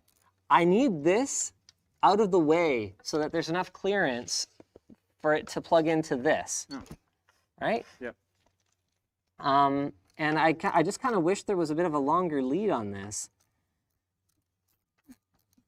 Is there an adapter in the box or something? That's a good question. Not that I'm aware of. Maybe it's supposed to just come up through these little holes in the hold down thing. So let's try that. Let's try something like that. Here, how about this comes... Apparently, Sweetwater makes rack mount PCs Sweetwater. with standard hardware and 2U and 4U size. Never heard of them. Might be it. Sweetwater? Like they're like one of the biggest AV music retailers in the States. Oh, okay. Oh, really? Oh, that's a sensible thing for them to get into. That's pretty cool. They're an affiliate. Oh, I think if you saw their logo, you would know. Probably not. Really? I don't think I've ever heard of Sweetwater before in my life. Oh, okay. Sorry, Sweetwater. I'll let you down. Somebody's wondering if we would ever make a physical store. If we made a physical store, which I'm not saying we'll do, but if we did, it would be called lttstore.com, and we would use it as a way to not only just have a physical place to buy LTT merch, but also as a place to get rid of all the gear that we're going to end up having to buy as part of our lab endeavor. So if we were to do that, which there isn't a plan for, that would be the plan. I don't know if I would actually call it lttstore.com. I just think it's really funny. What's the one tech problem you've encountered that was so painful that you'll never forget it? There's got to be a few. Ooh. Do you have one, though? Like the ultimate tech problem? So painful that I will never forget it. Okay. Yeah, I've got a really good one, actually. I remember this one system that I had back in the P4 days. I had this kind of sketchy power supply, and, in theory, it should have been fine. But every time I tried to install Windows, it would blue screen. Every time, no matter what. Windows XP 32-bit, 64-bit, off of a thumb drive, off of a CD. It didn't matter what I did. It would blue screen every time I tried to install Windows. And one of the things that I've learned over the years, and this was part of that learning process, this particular encounter, is that anything that you cannot otherwise explain is RAM or power supply. Because I had no explanation for it. I had swapped out everything. But here's the kicker. That power supply, I had put it in another system, and I was able to install Windows and Prime 95 and whatever, Aquamark or whatever was our GPU test back then, right? So every component had been validated individually, all right? Oh, right, and the other thing that was driving me crazy was the power supply was already in the system, running, when I went to reinstall Windows. It was a working computer, but would blue screen every time I tried to reinstall Windows. It wouldn't with a different power supply. It was working with that blue screen power supply, and with that power supply in a separate computer, I was able to install Windows and torture test. Okay? So my solution ended up being that I put in a sacrificial power supply. I just put in some random one, installed Windows, took it out, put the one that it was blue screening with every time in, and that computer, I believe, is still running. Like 11 years later. Okay. And it was just, I spent so many hours. Because, when you know that every piece is good, then the whole should be good. But that's what power supply funkery will do to you. It's a hell of a drug. You know what's funny is after my Intel upgrade, the power supply kept tripping the circuit breaker. I put it in a different computer, worked fine. Put it back in my computer, kept tripping the circuit breaker. So I had to get a different one. Oh, that's hilarious. That's called being in just the wrong spot of the efficiency curve. That's rough. I had an issue with my home NAS. It actually took me a year to get a configuration where every single one of the RAM slots actually worked. Didn't I tell you about this? I had like a mix of single and dual rank, which is supposed to be fine, actually. Yeah. I had slightly different manufacturer's RAM. I think it's just because it was a Xeon W. It was just Super picky. awful. I haven't experienced RAM difficulty like that since, DDR2 was pretty bad. yeah. Like, Early DDR2 was, I think, the worst I've seen. Oh, that's so funny.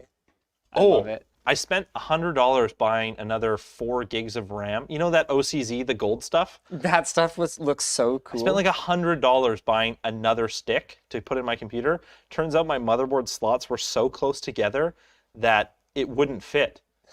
So I had to tear the heat spreaders off. Oh, that's such a shame. That stuff is so classic looking now. Especially, man, have you seen the old EL Platinum? You should Google that. OCZ, like EL Platinum 3500 or something like that. That'll bring it up. Like with the thick, oh yeah, yeah. the thick. It looks like server, like non-volatile DIMMs. Yeah, and like the chrome plating on it. Oh, man, that stuff was the shiz back in the day. I mean, we didn't know that OCZ just like didn't care about quality at all. So that was the thing we figured out eventually. But Got another question for you. As Sure, an hit me. alternative to .com, have you explored selling LTT items at existing retailers like Micro Center? Yeah, we have. The problem that we've run into with that is that nobody seems to really be interested, which is kind of crazy to me. We've never had a conversation like, okay, our book, for example, the ABCs of Gaming, written by me, illustrated by the one and only Sarah Butt. We have sold tens of thousands of copies through lttstore.com. It's a successful product. And like I've even done some reading up on, you know, how to get your book, you know, in a store, and you email them, and you know, sometimes they might show preference for local authors and blah blah blah blah blah blah blah. Absolutely nobody has expressed any interest in carrying it pretty much whatsoever, even though compared to a lot of other books, it just has a proven track record already. Like it's pretty much a no-brainer to just bring a few of them in. But we've never even gotten as far as someone asking us, you know, what the cost would be on it. I thought we looked into Micro Center. We did look into Micro Center, and they never placed an order. I don't think we even got as far as a cost conversation, but they are the one that we did talk to, because if I recall correctly, was Micro Center the one that carried the original hoodie? No, they weren't. But yeah, they're a good partner, to be clear. Like, I'm not dissing Micro Center or anything like that. They just haven't taken an interest. Okay. Theta wants an update on your house. Oh man, the house it's getting close. It's getting so close that it's actually starting to be kind of painful. I went there last night because Yvonne and I needed to look at, okay, the yard is way more sloped than we realized. So our intention was to have the back, like, walk out onto the pool deck. But if that's the case, the dirt at the back of the yard was going to have to be like this high compared to where it is now. And we did not realize that. So what that would mean is that our fence would be like buried under 2 feet of dirt and rot, pretty much, like if we actually leveled out the yard. And we have enough fill to do it because they're digging a pool. But that's a big problem. So I think what we're going to do is we're going to do a step down to the pool and then level out from there so that it's not completely ridiculous. What else is there to update? The floors are done except for the wall-to-wall carpet on the upstairs. The painting is probably going to be done this week. The finishes, like the moldings and stuff like that, I am expecting to happen over the next couple of weeks, and we may They are happening right now. We may, yeah, they're working on it. We may be moved in. The master bathroom is pretty much done, I think. We may be moved in like 4 weeks, 5 weeks. Yeah, I'm pretty excited, and I'm having a really hard time figuring out how to plug in this RGB. I figured out to use their adapter to plug into the header on the motherboard, but I cannot for the life of me determine where the crap this goes. So this is Oh, on the front, there's headers running between these two. on the Okay, strips. hold on. I just want to see the labels. So this says out, and this says in. So this guy has RGB already, and this one needs to be plugged in here. Ah, yes. Okay, I get it. So this comes off the header on the motherboard. Perfect. Wow, this thing is just really well thought out. Any other messages? And then this Yeah, we guy, have nine in the queue. this guy right here is going to come right here and plug into this one. So that'll actually be the third. There we go. Third member of our daisy chain. Boom! Okay, so who's your favorite employee and why? Who's my favorite employee? Like all parents, I love all of my children equally. I know who your favorite employee is. You know who my favorite, well, okay, my favorite employee, the cop-out answer is Yvonne. No, you. Me? Yeah, you're your favorite employee. Oh, no. No, I'm a pain in the ass. I'm like late all the time and like, I get all, I can be all frenetic He and was talking about how he's saving 2 minutes on his drive to work today, and today he was like an hour and a half late. bouncing all over the place and like, yeah, no, I'm a hot mess, man. No, dog. You want reliability. You want Yvonne. Somebody's asking about an LTT torque driver rather than just a regular screwdriver. No time soon. That would require such extensive redesigning of things that have been a lot of work and complicated that I am not willing to make any kind of commitment. I think you'd be more likely to see a precision kit from us than a torque driver. All right. Whew. That is packed tight. Look at that, ladies and gentlemen. Is that crazy or what? Got your motherboard. I did install the storage. Got your RGB power supply, cooling. Boy, is there ever not a lot of room for airflow around that bad boy. Also, some of these wires seem to be kind of sticking. Somebody's asking how our video on emulation on the Steam Deck was coming. Emulation on the Steam Deck. We have an emulation video coming soon. It's not really that focused on the Steam Deck. And the thing about emulation on Steam Deck is, boy, is that ever a fast developing area right now. It's funny, I saw an article that was like, this amazing app combines all your game stores and it's Lutris. I'm like, oh, okay. Yeah, that's a thing. That's Linux. It's really funny having having enough experience with Linux to know like Linux did it. When I see like more mainstream reporting on new amazing innovations in gaming or whatever. So I'm just saying, Linux peeps, I get it. I get it, all right? Okay, we freed up a little bit of space around that. I got lots more questions if you got... For sure, I got some time. I just want to start getting the GPU in. Are we at the GPU stage now? Oh, this is amazing. You know what? In spite of how distracted I've been today, like how far into this stream are we?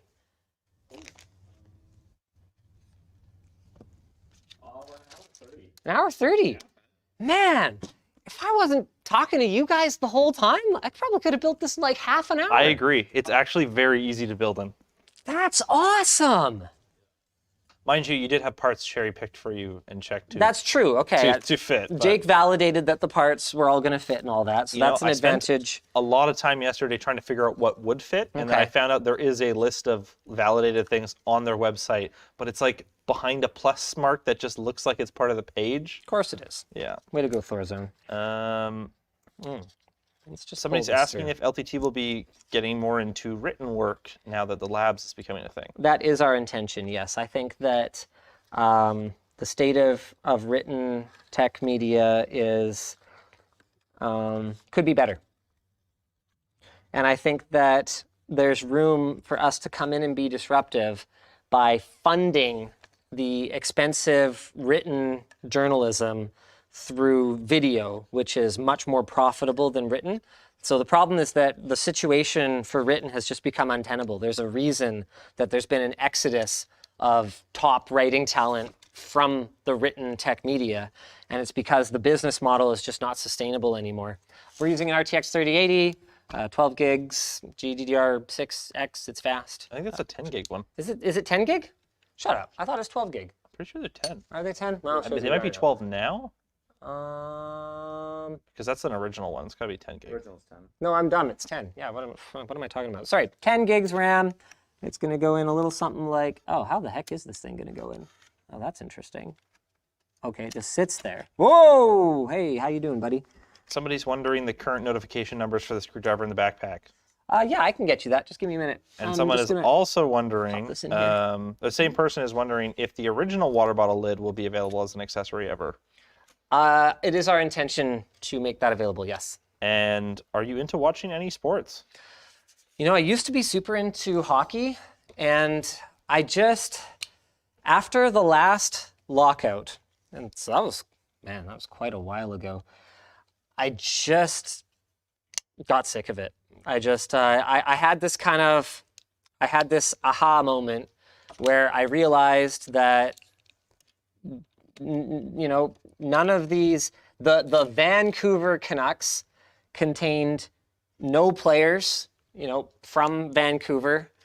As soon as their careers are over, they just leave. Like, there's nothing actually Vancouver about it. And it's all just like billionaires versus millionaires trying to extract as much money as possible through catchy slogans and chants. And I don't mind businesses, but I just feel like they're really disingenuous about how they're just a business. And, they try to, I don't like, the Canucks did this particular branding, what was it, like Seventh Man or something like that, where you, the fans, you're the seventh contributor, you're so important. Like, no, we're a warm body in a seat to you. Don't pretend it's anything other than that. Like, I always love, I love, like sports heroics. I love, rags to riches stories, and I love, overcoming adversity stories. I love the storylines and the ones that are genuinely good role models. I have a ton of respect for athletes like that. Like, if there are two Vancouver athletes that I respect more than any others, it's got to be the Sedin twins. Those guys they're blue collar, superstars, absolutely. But blue collar, man, did they ever work hard. Not arrogant. For a long time, too. Not arrogant as far as I could. They show up day in, day out. They're just so respectful to everyone, as far as I can tell. I mean, maybe something has developed over the last couple of years, but as far as I could tell, they didn't have a single, whisper of a scandal their entire careers. They just seemed like super stand-up folks. And, with a lot of athletes, I feel like they fulfill the minimum contractual obligation for, community involvement. Whereas with those guys, as far as I could tell, every story I heard about them was they stayed longer than they had to.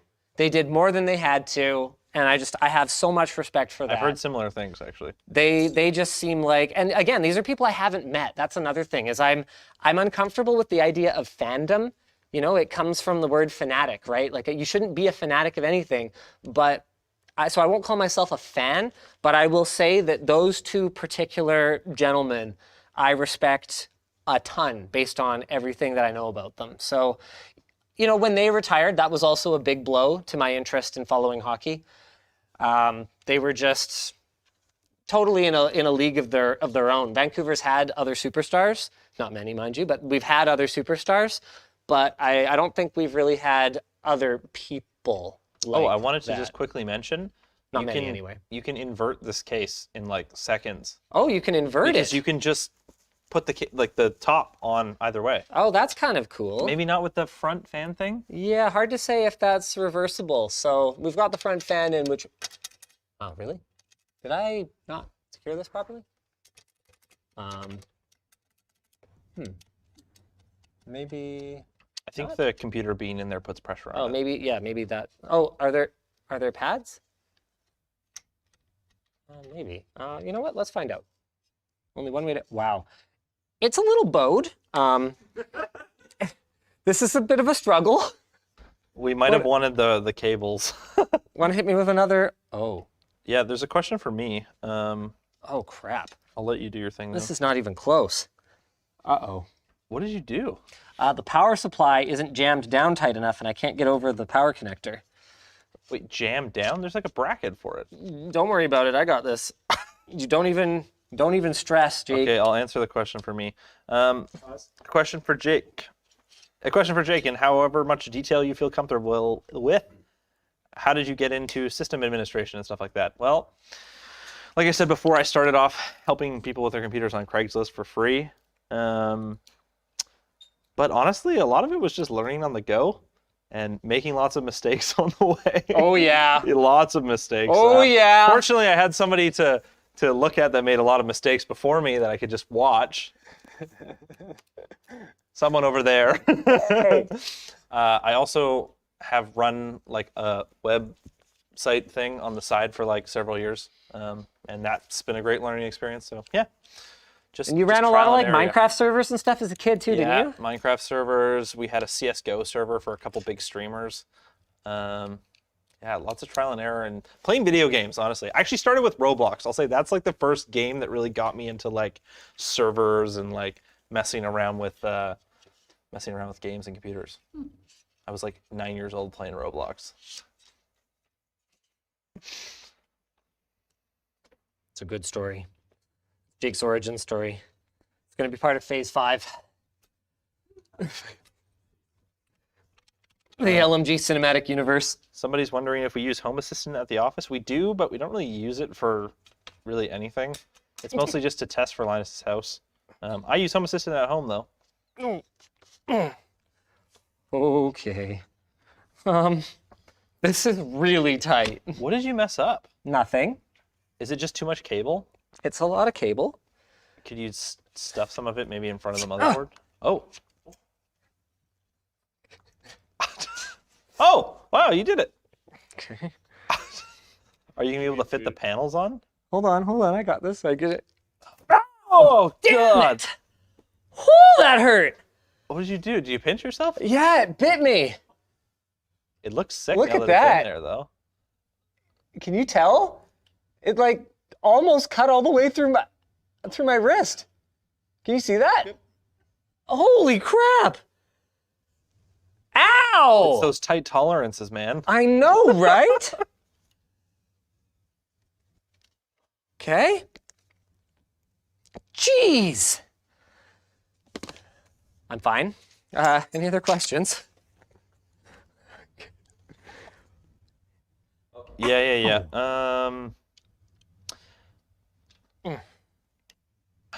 Do you think that there will be a time that Apple and Google move away from renting fabs from others like TSMC and Samsung? Ooh. Man, so the biggest bottleneck in the chip fab industry right now is, crap. What's that company called? The one that makes the only top tier lithography machines. They're in like the Nordic region somewhere. I can't remember what they're called. ASML? Yeah, that one. Even if they wanted to get into that industry, there's no lithography machines. What are they gonna do? That's a big challenge. So, I don't know, maybe they want to. It's pure speculation from my part. I don't know anything about that, but I think it would be extremely challenging to get into it. You basically have to convince ASML that they should supply to you instead of an Intel or a TSMC. Speaking of ASL, somebody said that they noticed you using American Sign Language in a video, and they're wondering where you learned that and why. My mom was a teacher of the deaf when I was growing up, and she wanted us to learn some American Sign Language, and so we did. I was never fluent, but oh crap. You know what, I can work with this. I was never fluent, but I would describe my proficiency as functional. I bit this cable a little bit too. I didn't sever it, fortunately, and I only stripped the insulation off of one of them, so it shouldn't short. Timothy is asking about an LTT store flashlight. Ow, damn it! It bit my thumb this time. Okay. LTT store flashlight? A flashlight? Flashlight! Oh, a flashlight. Okay. Okay. An LTT store flashlight. So that's another one of those ones where if we did it, I would want it to be like awesome. And there's a whole flashlight enthusiast community out there that I feel like we'd have to do a lot of consulting with. I'm not saying no, I'm just not saying now about a flashlight. With the new house being painted, are you comfortable with others doing it, or would you rather do it, considering you used to work as a painter? Okay. Did you bring that one up because you know how pissed off I am about the paint job they've done? Oh, I knew you were pissed off about the all of the stupid little tapes. That's one of the things. Oh, I didn't know there was Okay. more. Are you guys ready for Linus story time? Our painters, who I will not name because it is not my intention to drive any business to them, have done a great job of applying product. Fantastic job. Straight lines, smooth wall finish. I want to give credit where credit is due. But they have taken the most ass backwards, frankly, I don't know any word to describe it other than moronic approach to painting our house that I have ever seen in my life. They painted about 40% of the house, okay? About 40% of the house. Are you wearing nail polish? Yeah. Oh, cool, okay. They painted 40% of the house and managed to put the wrong product on every single surface. What? Okay. So originally, we were planning to do touch-ups on the ceiling because we were only going to take a little bit of, a little square of drywall here, a little square of drywall there. So what we did was ceiling paint fades, right? Particularly on popcorn ceiling because you have to use oil, and oil paint fades to a much greater degree than latex paint. Okay, so what we did was we grabbed a little slice of the existing ceiling and we color matched it. Okay. But the plan changed when they ripped out half the frickin' ceiling drywall. And we were like, okay, well, we should just do a fresh coat of paint. And once you do a fresh coat of ceiling paint somewhere, a ceiling will look white to you until you put new paint on it and you're like, holy crap, it was not white before. So what they did was, even though that changed, and they were supposed to know this, they applied color matched, faded color to the entire ceiling Oh no. of 2 floors of the house. Okay, now let's talk about the walls. So they put the wrong color on the ceiling. Now let's talk about the walls. For the walls, I was explicit. The number of times that I said, I want my swear button. The number of times I said, fucking eggshell. Okay? We don't have a swear button. Eggshell finish. Okay? For walls, you use eggshell. Do you know why? You use eggshell because it's a good balance between a more flat finish, which hides surface defects, okay, and a gloss finish, okay, which is scrubbable. Because in paint, okay, you can only suspend so many particles in the solvent. All right, so you've got your stain blocking pigments, okay? You've got your color pigments, all right? You've got your resin, okay? So that's what gives you that hardness. That's what gives you that scrubbability. Eggshell is the standard on walls because while it might look great to put a satin finish or a flat finish on your walls, it will look great until the second someone washes their hands in the bathroom, goes out into the hallway and kind of goes like this, and a little droplet of water gets on the wall, and you go to wipe it, and you're like, destroyed. Immediately destroyed. So use eggshell on walls. The number of times that I said eggshell to the contractors, to the designers, it's in the documents, and it was like a meme. It was hilarious. Every time we talked to the head contractor, I'd be like, and it's eggshell, right? He's like, yes, of course, yes, it's eggshell. Okay? They put satin finish on the walls. How much of them? I looked up the specific product. Oh, many walls. I looked up the specific product. The first 2 reviews. It's not scrubbable at all. The painters come back to me. They're like, this is actually within the same range of the Master Painters Association, blah, blah, blah. I send them back their own stupid documentation. I go, hey, couldn't help noticing that the range, okay, the range of like resin content is enormous. Yes, the one you used happens to fall in the range, but eggshell is at the way other end of the range.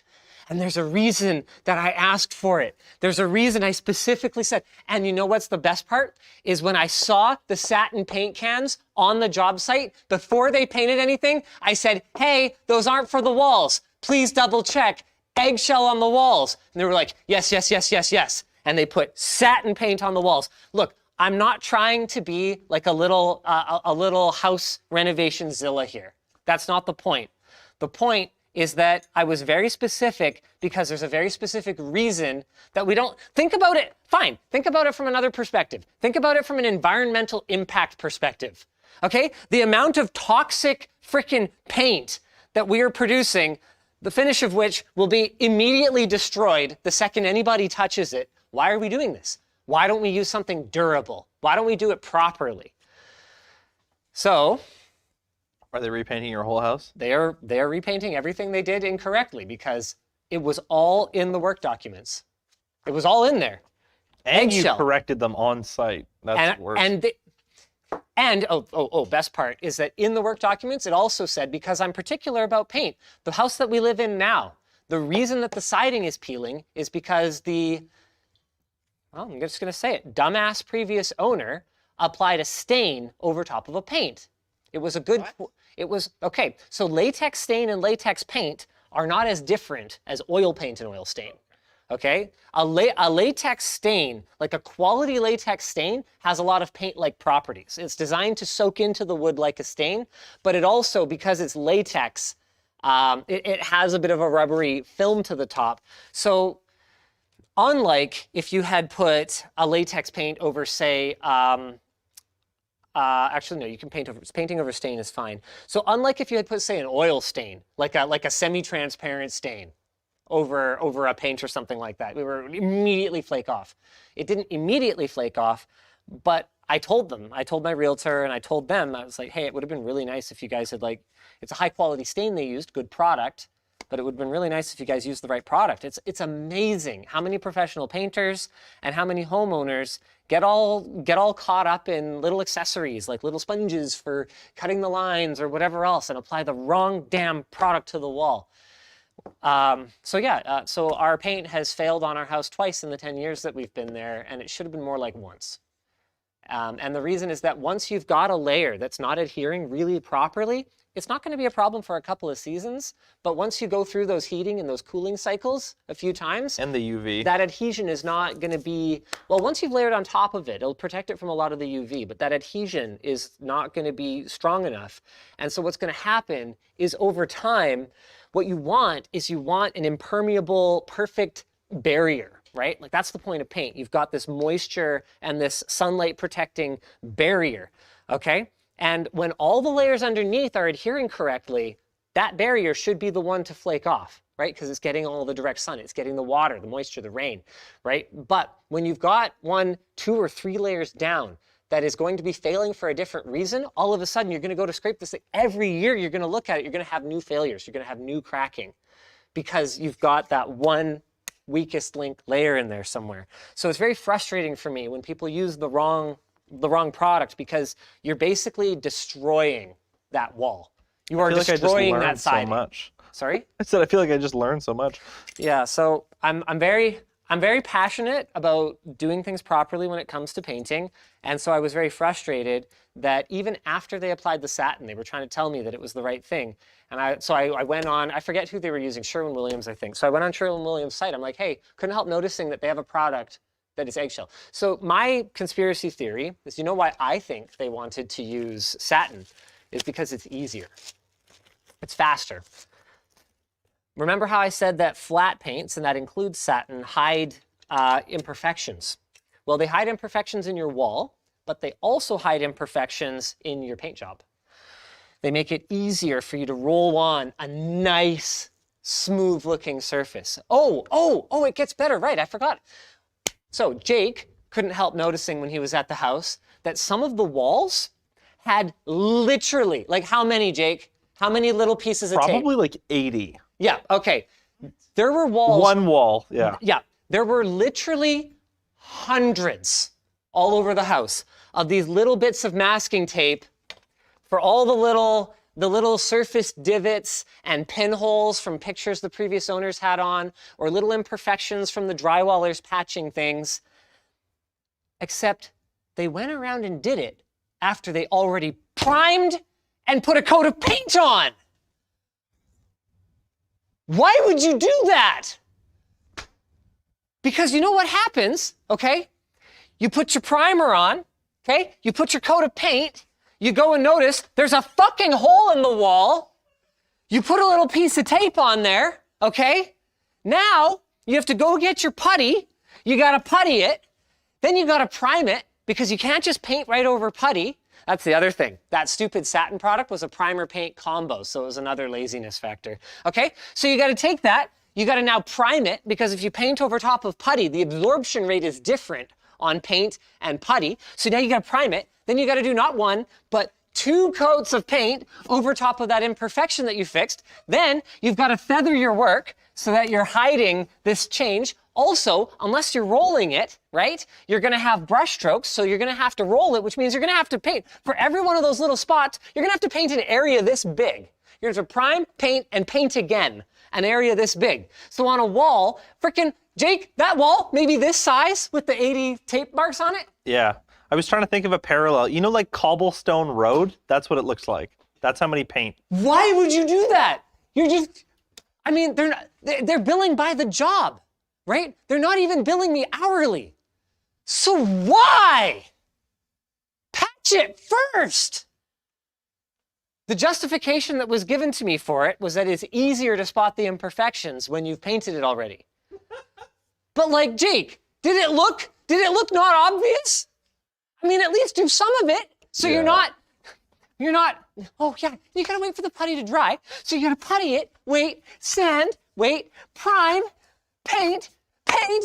It's a 5-step process. And you wanna do that as few times as possible. And even after that, it still won't look perfect because you no, now have it a won't. patch.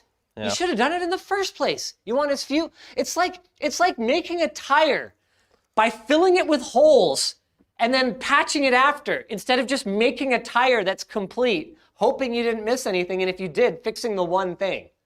I kind of have a photo of it, sort of. You have a photo? Okay, go from the go check solar out, video. Go check out Jake. It's You can painful. kind of see. This is the electrical panel. I mean, just in the shot, there's one there, one there, one there. Okay. You can see there's one there, one there, one there. But on the wall over on this side, there was literally probably 50 or 80, like crazy. Now I'm getting worked up. I know, right? These guys, to be clear, what they did do, and I want to give them full credit for it, is they did an outstanding job of applying the wrong product to the surface. Like really, they actually did a great job. Not just good, great. And so it just made me Oh, don't use the glass panel. We need the so angry. we need the airflow. You're putting the glass panel on before you test it. Well, it's just magnetic. Well, what I'm actually doing is I'm testing to see if the panel will even fit, because I might have some problems with the water cooling tubing, as well You need a as zip tie or this LTT 24 store pin. cable tie. I think it's, I don't know if a zip tie is the solution. I think just Givener might be the solution here. You're using a Flow X13, right? Is your laptop? Yeah, my framework got borrowed for a video concept that hasn't come to light, or hasn't materialized yet. Have you so played with the Z13 much? I haven't played with the Z13. Somebody was Sorry. wondering if you could make a video opening it up and checking it out, but I guess too late for that. Yeah, sorry, I haven't. Yeah, I have. Yeah, there's no bleep button, Linus. Yeah, I know there's no bleep button. I get really passionate about not wasting, you know? Just, it's frustrating to me. I mean, David, do you like waste? No. Jake, do you like waste? Look, all I'm thinking about after this paint story is how I'm gonna paint your Taycan with a roller and pink paint. No, you won't. I'm gonna get it wrapped. I'm sure D-Brand will Oh, we're gonna sponsor it. wrap it pink for sure. Yeah. D-Brand, you're in, right? I'm sure I'm gonna get a message after this. I don't think and be that's the like, right type of vinyl for a car, but yeah. Well, no, even if they just like sponsor it being wrapped by something else. Oh, yeah. I'm sure We could get them to do a funny design for it. I'm sure they're super down. So, man, this is boy, is this ever really freaking tight. Don't you wish we had those custom cables, hey? Yeah, I kind of wish we did. This is a challenge, Jakku. Should you see if it works before I mean, it's not an awful idea. spending all this time? Did you put the M.2 in yet? I did. Okay. Yes, I did put the drive in eventually. Okay. Now, what is this? That's RGB and a fan. Okay, that's fine. I can deal with that later. Ah, sorry, guys. I'm not really giving you a very good look at it. Do you want to hit me with a couple more merch messages while we fight with this? There aren't any right now. You got through all of them, so. Oh, there's none right now. LTTstore.com. Send some merch messages. Yeah, LTTstore.com. If you guys need any of our fantastic merchandise, then you can also send a merch message, and it'll pop up on the stream, or I'll talk about it, or Jake will reply to it in text, and it'll pop up on the screen with his answer. It's pretty cool. Cool feature the float plane peeps built for us. It's pretty nice having our own like dev house. Like kind of amazing, actually. If any other YouTubers are watching, a strong recommend. Oh man. Okay, I think I just have to completely reimagine how this cable management is done. I'm also looking at floatplane chat, so. Okay, cool. You see, I called them floatplane chat. Ah, Crazy. okay. So, here's the 8-pin. 24-pin is down enough. That one's fine. I think I can get this RGB connector in here. Oh, wow, that got ripped off at a bit of an angle. That bent the pin a bit. Sorry, I can't get you a good look at it, but it'll be fine. She'll be okay. Somebody's wondering when we're going to have eggshell shirts. Eggshell shirts. No time soon. I'm not, I don't paint anymore. Some of my knowledge might be out of date, but some things are just basic. Like, more resin equals more glossy, more durable. Less resin equals, the opposite of that. Phil from Iowa wants a shout out. What's up, Phil from Iowa? How's Iowa treating you? Good, I hope. You like potatoes? Somebody wants an update on the $1 million rack project. It's assembled. We're just waiting for the new power extension and new PDU to arrive. So maybe in a week or two, you guys will see another video. Yeah, that's going to be awesome. I'm super jacked on that.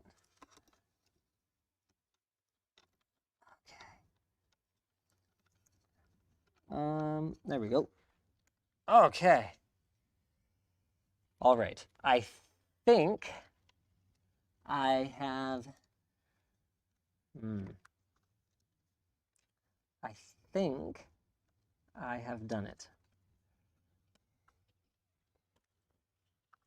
I think. Okay, we're gonna grab an LTT store cable tie. Gotta get that in there. We have so many options for cable tie colors now, guys.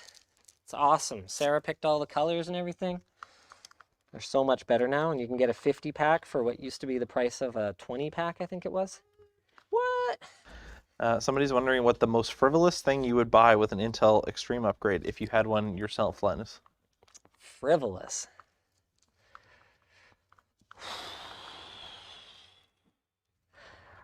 Man, frivolous. I mean, it would be a lie if I said I wasn't tempted by some of the really cool, like, RGB mechanical keyboards these days. And I would describe that as pretty frivolous, especially when I know that both my gaming and typing performance will probably be better on a G915. What else would I describe as frivolous? That which has frivolity. Man, frivolous. Yeah, I'm going straight to things like, a better chair and stuff. I don't even know if that really qualifies as frivolous.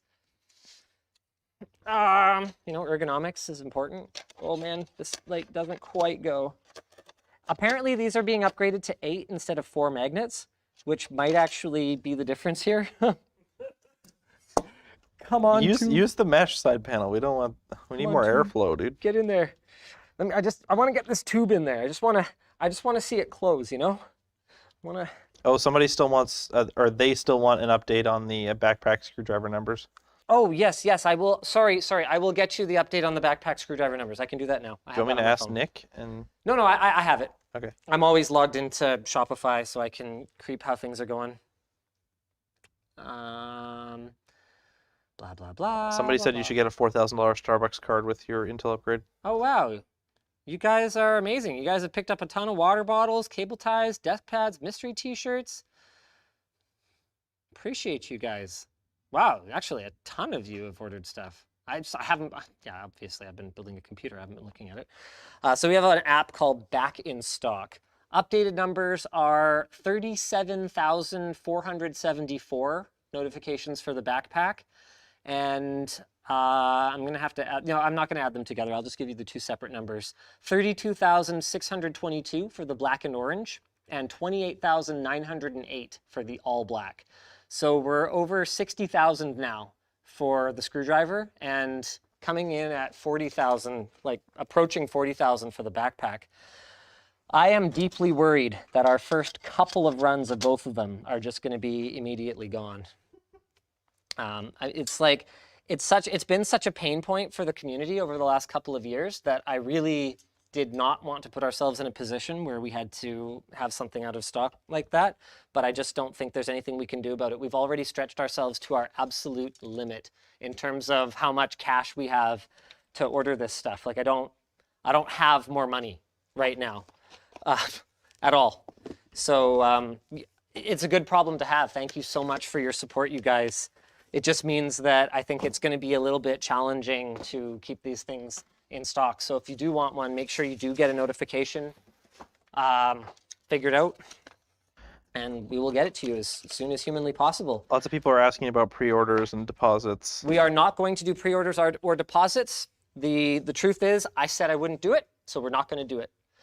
We're going to, I want you guys to have the benefit of reading real user reviews before you order something that's that What expensive. about for a second round, though? Or second or third round? For second or third round? Oh, that's an interesting, I had not thought of it that way before. That's kind of a good idea, isn't it?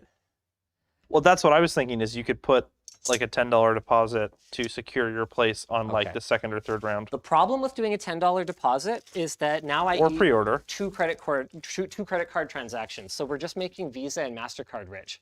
Like, no, I just, it doesn't sit well with me giving them any more money than they absolutely need to take.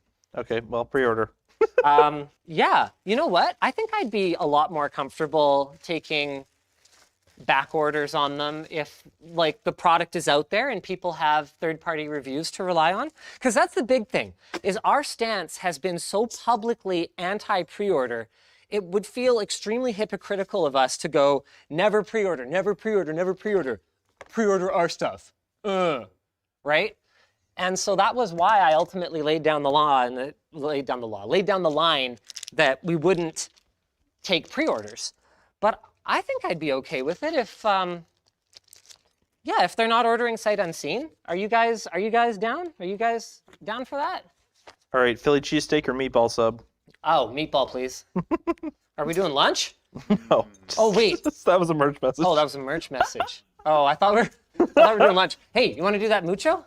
What mucho? Like mucho. Oh, after this? Yeah. Maybe. I might have to go see my dog, so. Oh, okay. All right. Well, Jake, What's your favorite project that we designed and fabricated specifically for a video? specifically for a video. Oh man, I think it might have to be the Creeper PC for PewDiePie. That was so cool. Oh, wait, no, we didn't design and fab 16K Gaming. That was done by a third party. We were going to. Kind of sketchy. Well, we didn't though. Yeah, that's true. So That's my favorite like overall project. that was I've an done. incredible, just incredible project. I can't believe all the pieces came together to make 16K Gaming a thing. Yeah, Creeper PC's right up there. I love my desk, my thin desk. Yeah, the new desk is nice. Yeah, Desk PC V2 is amazing. Do we have a monitor to fire this thing up on? Oh, look at that. Someone, the keyboard and mouse fairies came before we started. Thanks, Jake. Yeah, I was just grab a monitor. There's lots there. Yeah, for sure. Well, obviously we're gonna go Are we gonna go 360 hertz 1080 or are we gonna go Oh, 4K? 4K, come on. 4K 120? Obviously 4K. All right. I'm doing it. I'm going 4K 120. Jeez. What genre of games are the favorites that you and your staff enjoy the most? Is there a specific game that keeps sucking you back in? For me, every time I sit down to play Final Fantasy Tactics to evaluate PlayStation 1 emulation, I play the whole game. So that's a big problem for me. I really need to play Triangle Strategy or Project Triangle Strategy.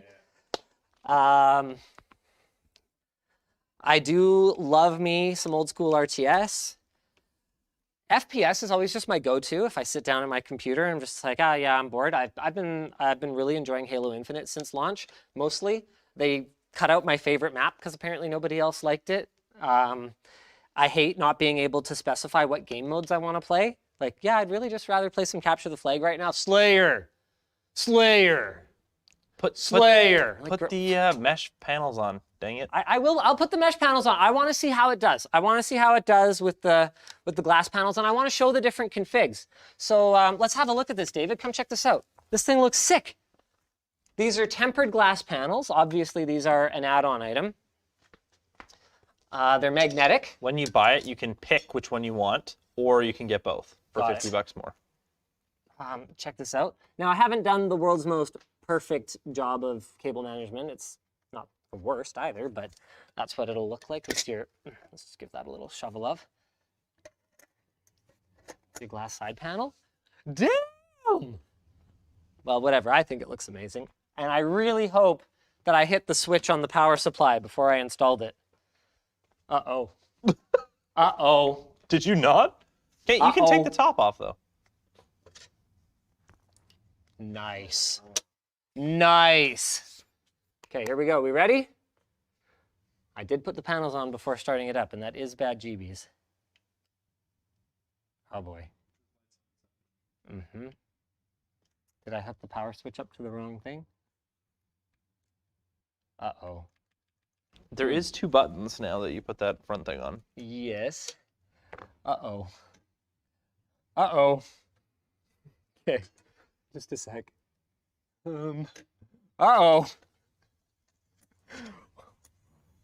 What's going on? It's bad GBs, man. What's shake-a-lake Bad in here? GBs. It's bad GBs. It's the worst GBs. Did I plug these into the wrong headers? It's possible. It's possible I missed. Uh-oh. Okay.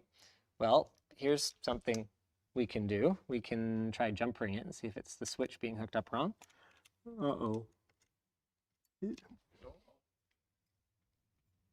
Did you just not hook up the switch? I had it hooked up. Oh, is the front fan spinning? Maybe the connection is just not Oh. Yeah, I wonder if I mangled that that little PCB Oh, or the something wire that when you I was said trying to. got? Yeah. I'm sure that they have instructions. In fact, I know they have instructions because they sent me a QR code with them. So I'm sure that you will do a much better job than me of hooking up that front doodad and not breaking it. But I think that's what happened ultimately. Oh, that's unfortunate. It might not be broken. It might just be a matter of like kind of unkinking it or something like that. But Those RGB strips look sick. yeah, this looks amazing. So apparently Sherwin-Williams sells a washable flat paint called Sherwin-Williams Duration. Yeah, I call BS on it. Okay. I've seen a lot of claims from a lot of paint companies, and if I had to rate paint companies' honesty on a scale of, man, who's a company with a lot of integrity? What company do you think has like a lot of integrity? Noctua? Noctua. Okay, so if I had to rate paint companies, and I'm not saying this specifically about Sherwin-Williams, I don't know anything about them, from Noctua to Big Connect, I would say they're closer to here. Oh. What's the worst merch item LTT ever made, sales and quality-wise? I don't think any of them are bad quality-wise, but... Yeah, nothing's ever been bad quality. We've certainly had things that didn't meet our expectations. Like we had that long sleeve that ended up having sleeves that were like really long, which ended up being a huge advantage because all the lanky boys were super into it. So that inspired us to create a whole lineup of like lanky boy products. So it turned into a W. Beanie? Beanie? Oh, yeah, we had an issue with early toques where the stitching was coming out here. But we issued a recall, so everyone got either, I forget what they got. Oh yeah, we got them a new one, or we got them a full credit if they just kept their old one and didn't care. And I think we dealt with that in a satisfactory manner. I think that's pretty consumer. Somebody's asking for a stealth desk pad. I am also asking for a pro-consumer. stealth desk pad. We will do a stealth desk pad. Thank you. The upcoming circuit design is going to have a color version and a stealth version, if I recall correctly. I just want all black. Oh, just black? Just black with an LTT logo. Ah. Simple. Riley would like it too. This RGB looks amazing. Look at the top of this GPU, David. Yeah, looks sick. That looks awesome. Aside from the like fan. Well, yeah, oh, that fan's not on either. Gosh darn it. Is there stuff stuck in it? Oh, there could be stuff stuck in it. Oh wow, how are you supposed to get these glass panels off? There's no thumb thing. You could use your iFixit kit like a spudger or something. Oh, maybe I could do this. Yes, that will do. Is this jammed? Oh, it's jammed. It's completely jammed. While you unjam, favorite automation in your new house? What's that? I said, while you unjam, what's going to be your favorite automation in the new house? Oh, definitely the automated HVAC. Like being able to not cool a room when nobody's in it. As a dad, you know? Be like, kids, don't touch that thermostat. But for real, don't ever touch that thermostat because you're going to screw up all of Jake's work. Don't worry, the thermostats will be locked. Yeah, I'm so stoked. Oh man, this is okay. You know how I was saying, hey, this goes together really easy? And then it actually ended up being quite challenging when I had to push the power supply down into this fan in order to get enough clearance to actually slide it all together. I would strongly recommend, Silverstone has some really nice, like thin, low profile power supply connectors, or going cable mod, getting custom length ones that are exactly the right length. Yeah, that would be an A+ recommend move at this point in time. I think that some of this will be made easier by the revisions that they have planned to add more magnets to the side panels, so you don't have to worry about having everything packed so tightly away from it. But it's definitely clear that there's some level of challenge involved in getting a build done in this case. I think I can solve this if we don't care too much about the cable management for now, and we can at least get a quick thermal result. You know what? I should actually start a load on it as it is. Oh, hello. Are you even on? Buddy? Have you had any battery life issues with your X13? No. The X13 battery life has been actually one of the high points for me. I actually was using it. I've used it for work extensively, even most notably when I did the Intel Fab Tour, which is a little awkward. But yeah, it was, man, was it ever great. Favorite merch item of all time? Can be pre-release or already released? Favorite merch item? I mean, it's got to be the screwdriver. No offense to all the other ones, but there's just been so much TLC that has gone into that product. Blood, sweat, and tears. What's in the backpack? Yeah. Oh yeah. I love the backpack, but the backpack has actually had a much smoother development. So in a way, it's like, you know, you're almost like biased towards the things you've worked the hardest on, whether they're better or not. Completely separate conversation. For an XPS 15, would you go for the 11th gen at a discount or go for the 12? And would you recommend the OLED screen option? Alex seems to not like them. 12th 12th gen's a lot better. I don't know how much the discount is, so I'm missing a critical piece of information in this question. I would say if you have to stretch your budget to go for the 12th gen, don't. Yeah. 11th gen is pretty solid too. Hey, oh, crapsicles. At least it posted now. Yeah. Yeah, posting is good. That's a step in the right direction here. If you had to choose between the Alienware QD OLED or a 42-inch LG C2 for video editing and gaming, which would you pick? For video editing, I would go for the 42-inch C2 for sure. Yeah. Not for the color performance, but for the timeline performance. Because remember, you said video editing. You didn't say that you're a colorist. So for video editing, I want that additional vertical. That's really important to me. I want more tracks, right? You bastard. It's just one flippin' little wire here. Get out. Which one is it? Come on. Come on. All of you. Get out. Get out of there. No, it's just one that's low. I just have to pull on every single one until I find the right one. Come on. Where are you? Where are you, buddy? Oh, you know what? I might have enough of them. Okay. Come on. Okay. Are we gonna just get in there? Come on. Boom. Come on, get in there, did you?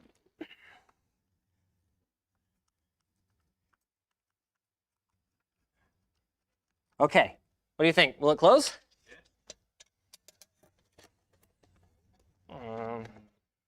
That's a negatory, boys. Is it what if you zip tied the tube to the fan hole? It might help, but I don't have an anchor point on the fan. The fan hole, the top fan hole. It's screwed in. The top fan hole.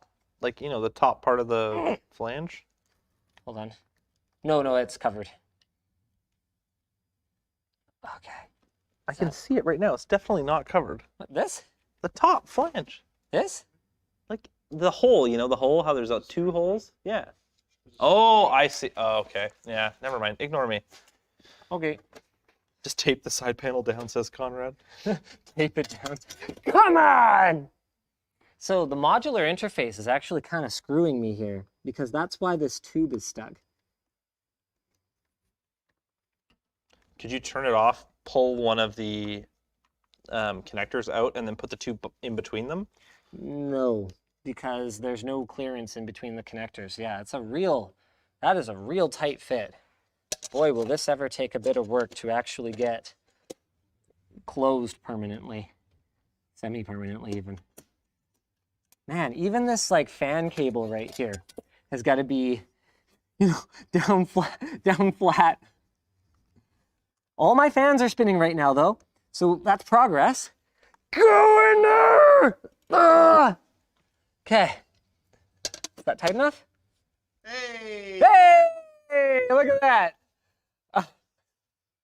Small form factor life be like. Yeah, I can, sorry. Somebody's wondering how you still like your Z Fold 3. Do you think your next phone will be foldable as well?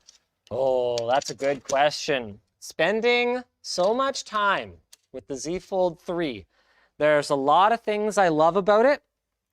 I found that I end up using the front screen a lot more than I thought I would.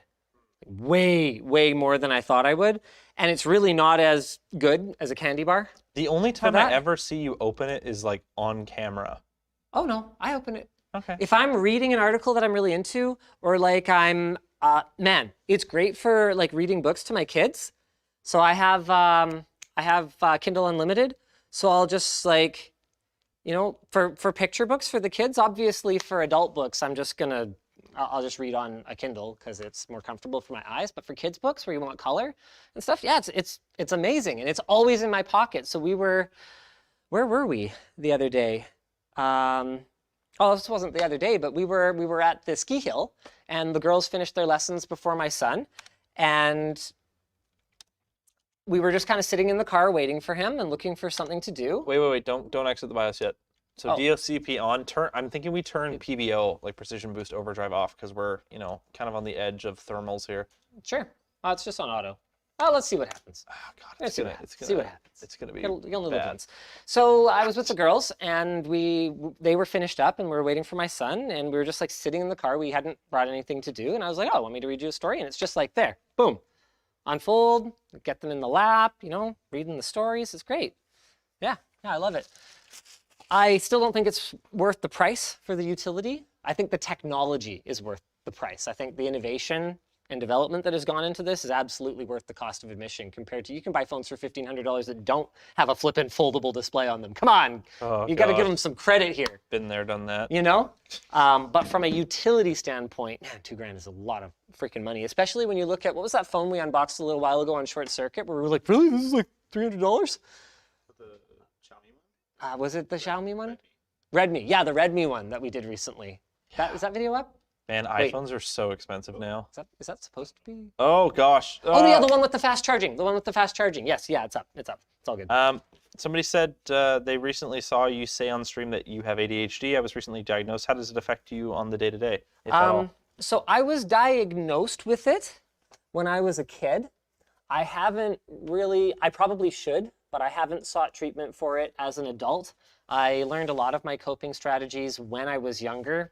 Basically just, I was on Ritalin for a while, and what I had found about Ritalin was that it changed who I was. It changed not just my behavior, but my thinking in such a way that I wanted to try to see if I could get by without it, and I have found strategies that help me, things like making sure I write everything down. One of the things that drives me off the deep end is having a thought, because sometimes my thoughts are just going like all over the place, right? And so I'll have a thought that I'm like, oh, that's a really great idea for a video or like a craft to do with the kids or something, right? And then if I don't immediately write it down, it's gone. So I have things like I have this gigantic scratch page that is I think it's like 37 pages in Google Docs of just like things from my brain, you know? So that's one of my coping strategies. I often take brain breaks. So I don't call people in the office. I just get up and walk to their desk. Because A, I don't find it actually saves a ton of time to call or message them because people are kind of slower to respond, and B, it gives me a chance to kind of shake my sillies out a little bit, so that's one of the things that I do. I don't think this drive has an OS on it. It does. It has Windows on it. That's my bench drive. Is it not booting in like the right mode? Might be UEFI. I can check that. Yeah, let me give it a quick reset. One thing that I've found to help, I set myself a lot of remind me at 6 p.m. like when I get home. Yep. To look up this thing. Oh man, that's the fact that Google treats their G Suite customers like second-class citizens drives me so crazy. Remind me at 6 p.m. to grab my racket. Sure, I'll remind you at 6 p.m. Wait, what? Have they added reminders back for G Suite? It won't remind me.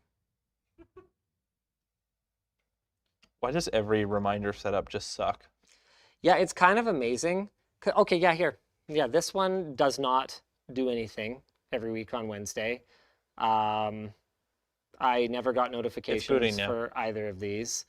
So actually my issue now is that the reminders just suck. So I use alarms because I want to have, and then the problem is that set an alarm for Friday at 6 p.m. to grab my racket.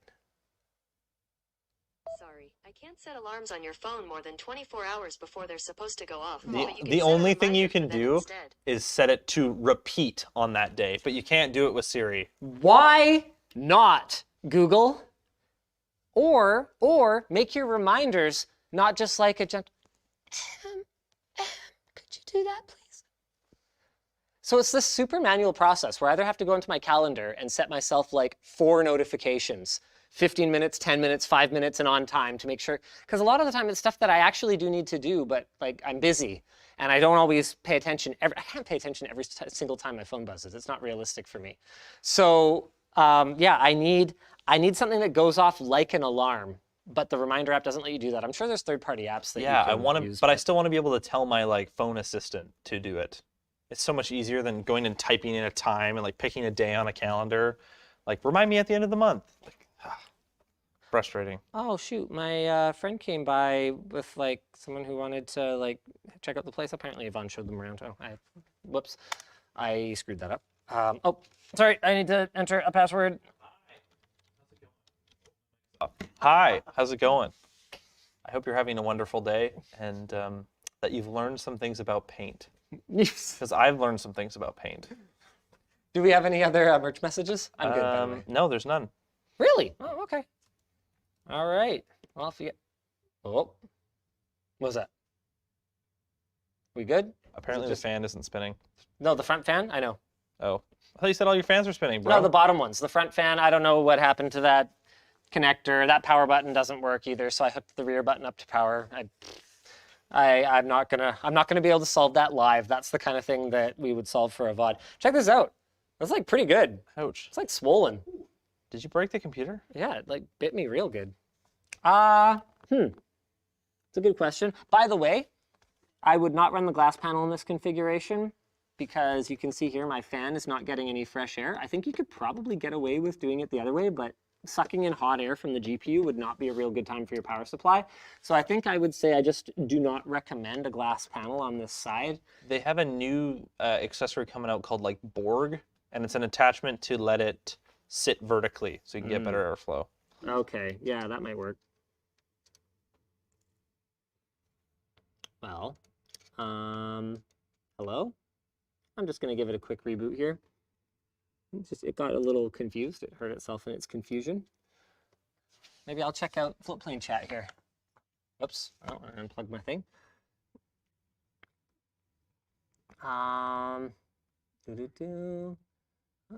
Does anyone know if it's possible to only get audio from videos or streams on Floatplane? I don't think so. Oh, I don't think I'm getting recent messages in Floatplane chat. That's interesting. Okay. Wait, did this kick in again? Très interessant. Have you considered getting a European distributor for cheaper and faster shipping to the EU and UK? Yes, the tax implications are extremely complicated. Like we would need a whole accounting firm just to handle our European business. It's just not something that's feasible for us at this time. I mean, something that you guys might not remember, sometimes we even forget, is that we're still a really small company. We're big, you know, for like a YouTuber or whatever, but in the grand scheme of things, we are small fries. And so, you know, just like having an international, you know, office, it's just not reasonable for us at this stage in the game. I mean, it's something we absolutely recognize as a problem, and it's something that we want to solve, but it's... Should you pull the thing out of the shell? Not a today thing. I'm gonna pop all the panels off because that, whoops. Well, that one came off really easily, which is a feature, I guess. There was a little bit of pressure on it. Oh, man. Will there be a thermal engineer in LTT lottery? Well, I don't know anything about lottery, but we will definitely be working on finding someone for the lab who is a thermals expert, yes. Hello from the UK. What car would you most like to try driving? What would I like to try? Rimac. Oh, it probably wouldn't be a car. I would love to ride just like a ridiculous, like, you know, 1.2 liter, like juiced up super bike. What's the craziest bike you've been on? I've never been on anything crazier than my SV. Oh, I mean, okay. I know a technically- buddy that has like 20 bikes. If you ever wanted to try. Yeah, I would. Well, the thing is, I wouldn't want it to be someone else's because I wouldn't want that stress. Oh, well, he's like, you know, a bike dude. Yeah, still. You'd be like, yo, take it, go. No. I don't think this is gonna fire up for us right now. It was on before. Yeah, I don't. Oh, this is a Gen 4 riser, right? Yes, it is. Okay. Is it plugged in all the way on both sides? Yeah, it's in. It's locked. It's loaded. Sometimes you can have issues where you go to install your GPU driver and like, oh, you've got a bit of a PCIe Gen 4 negotiation issue and it's causing problems. But I think we might just have to call it here. It's not the fault of the case. I can tell you that much for sure. This thing is absolutely sick. I would recommend following their guide when you actually assemble yours. They've got lots of cool different options. So this is the, what is it? The something Mjolnir? Thor Zone. Thor's what? Thor Zone. Thor Zone, the Thor Zone Mjolnir. Super cool case. Strongly recommend a black Noctua fan for your build, though. Will we have all the parts listed below if people want to replicate this build? Yeah, Chase Okay, did it. just make sure you get shorter, especially that 24 pin. That's been a bit of a nightmare. You're going to want to get a shorter 24 pin, and you may even want to consider a non-modular power supply, as counterintuitive as that might be. You could tuck some of your extra cables back here. They've actually got a nice little spot for them here. And if you went non-modular, then you don't have to worry about any interference issues between these tubes and the modular interface. So you might actually have a bit of an easier time with it.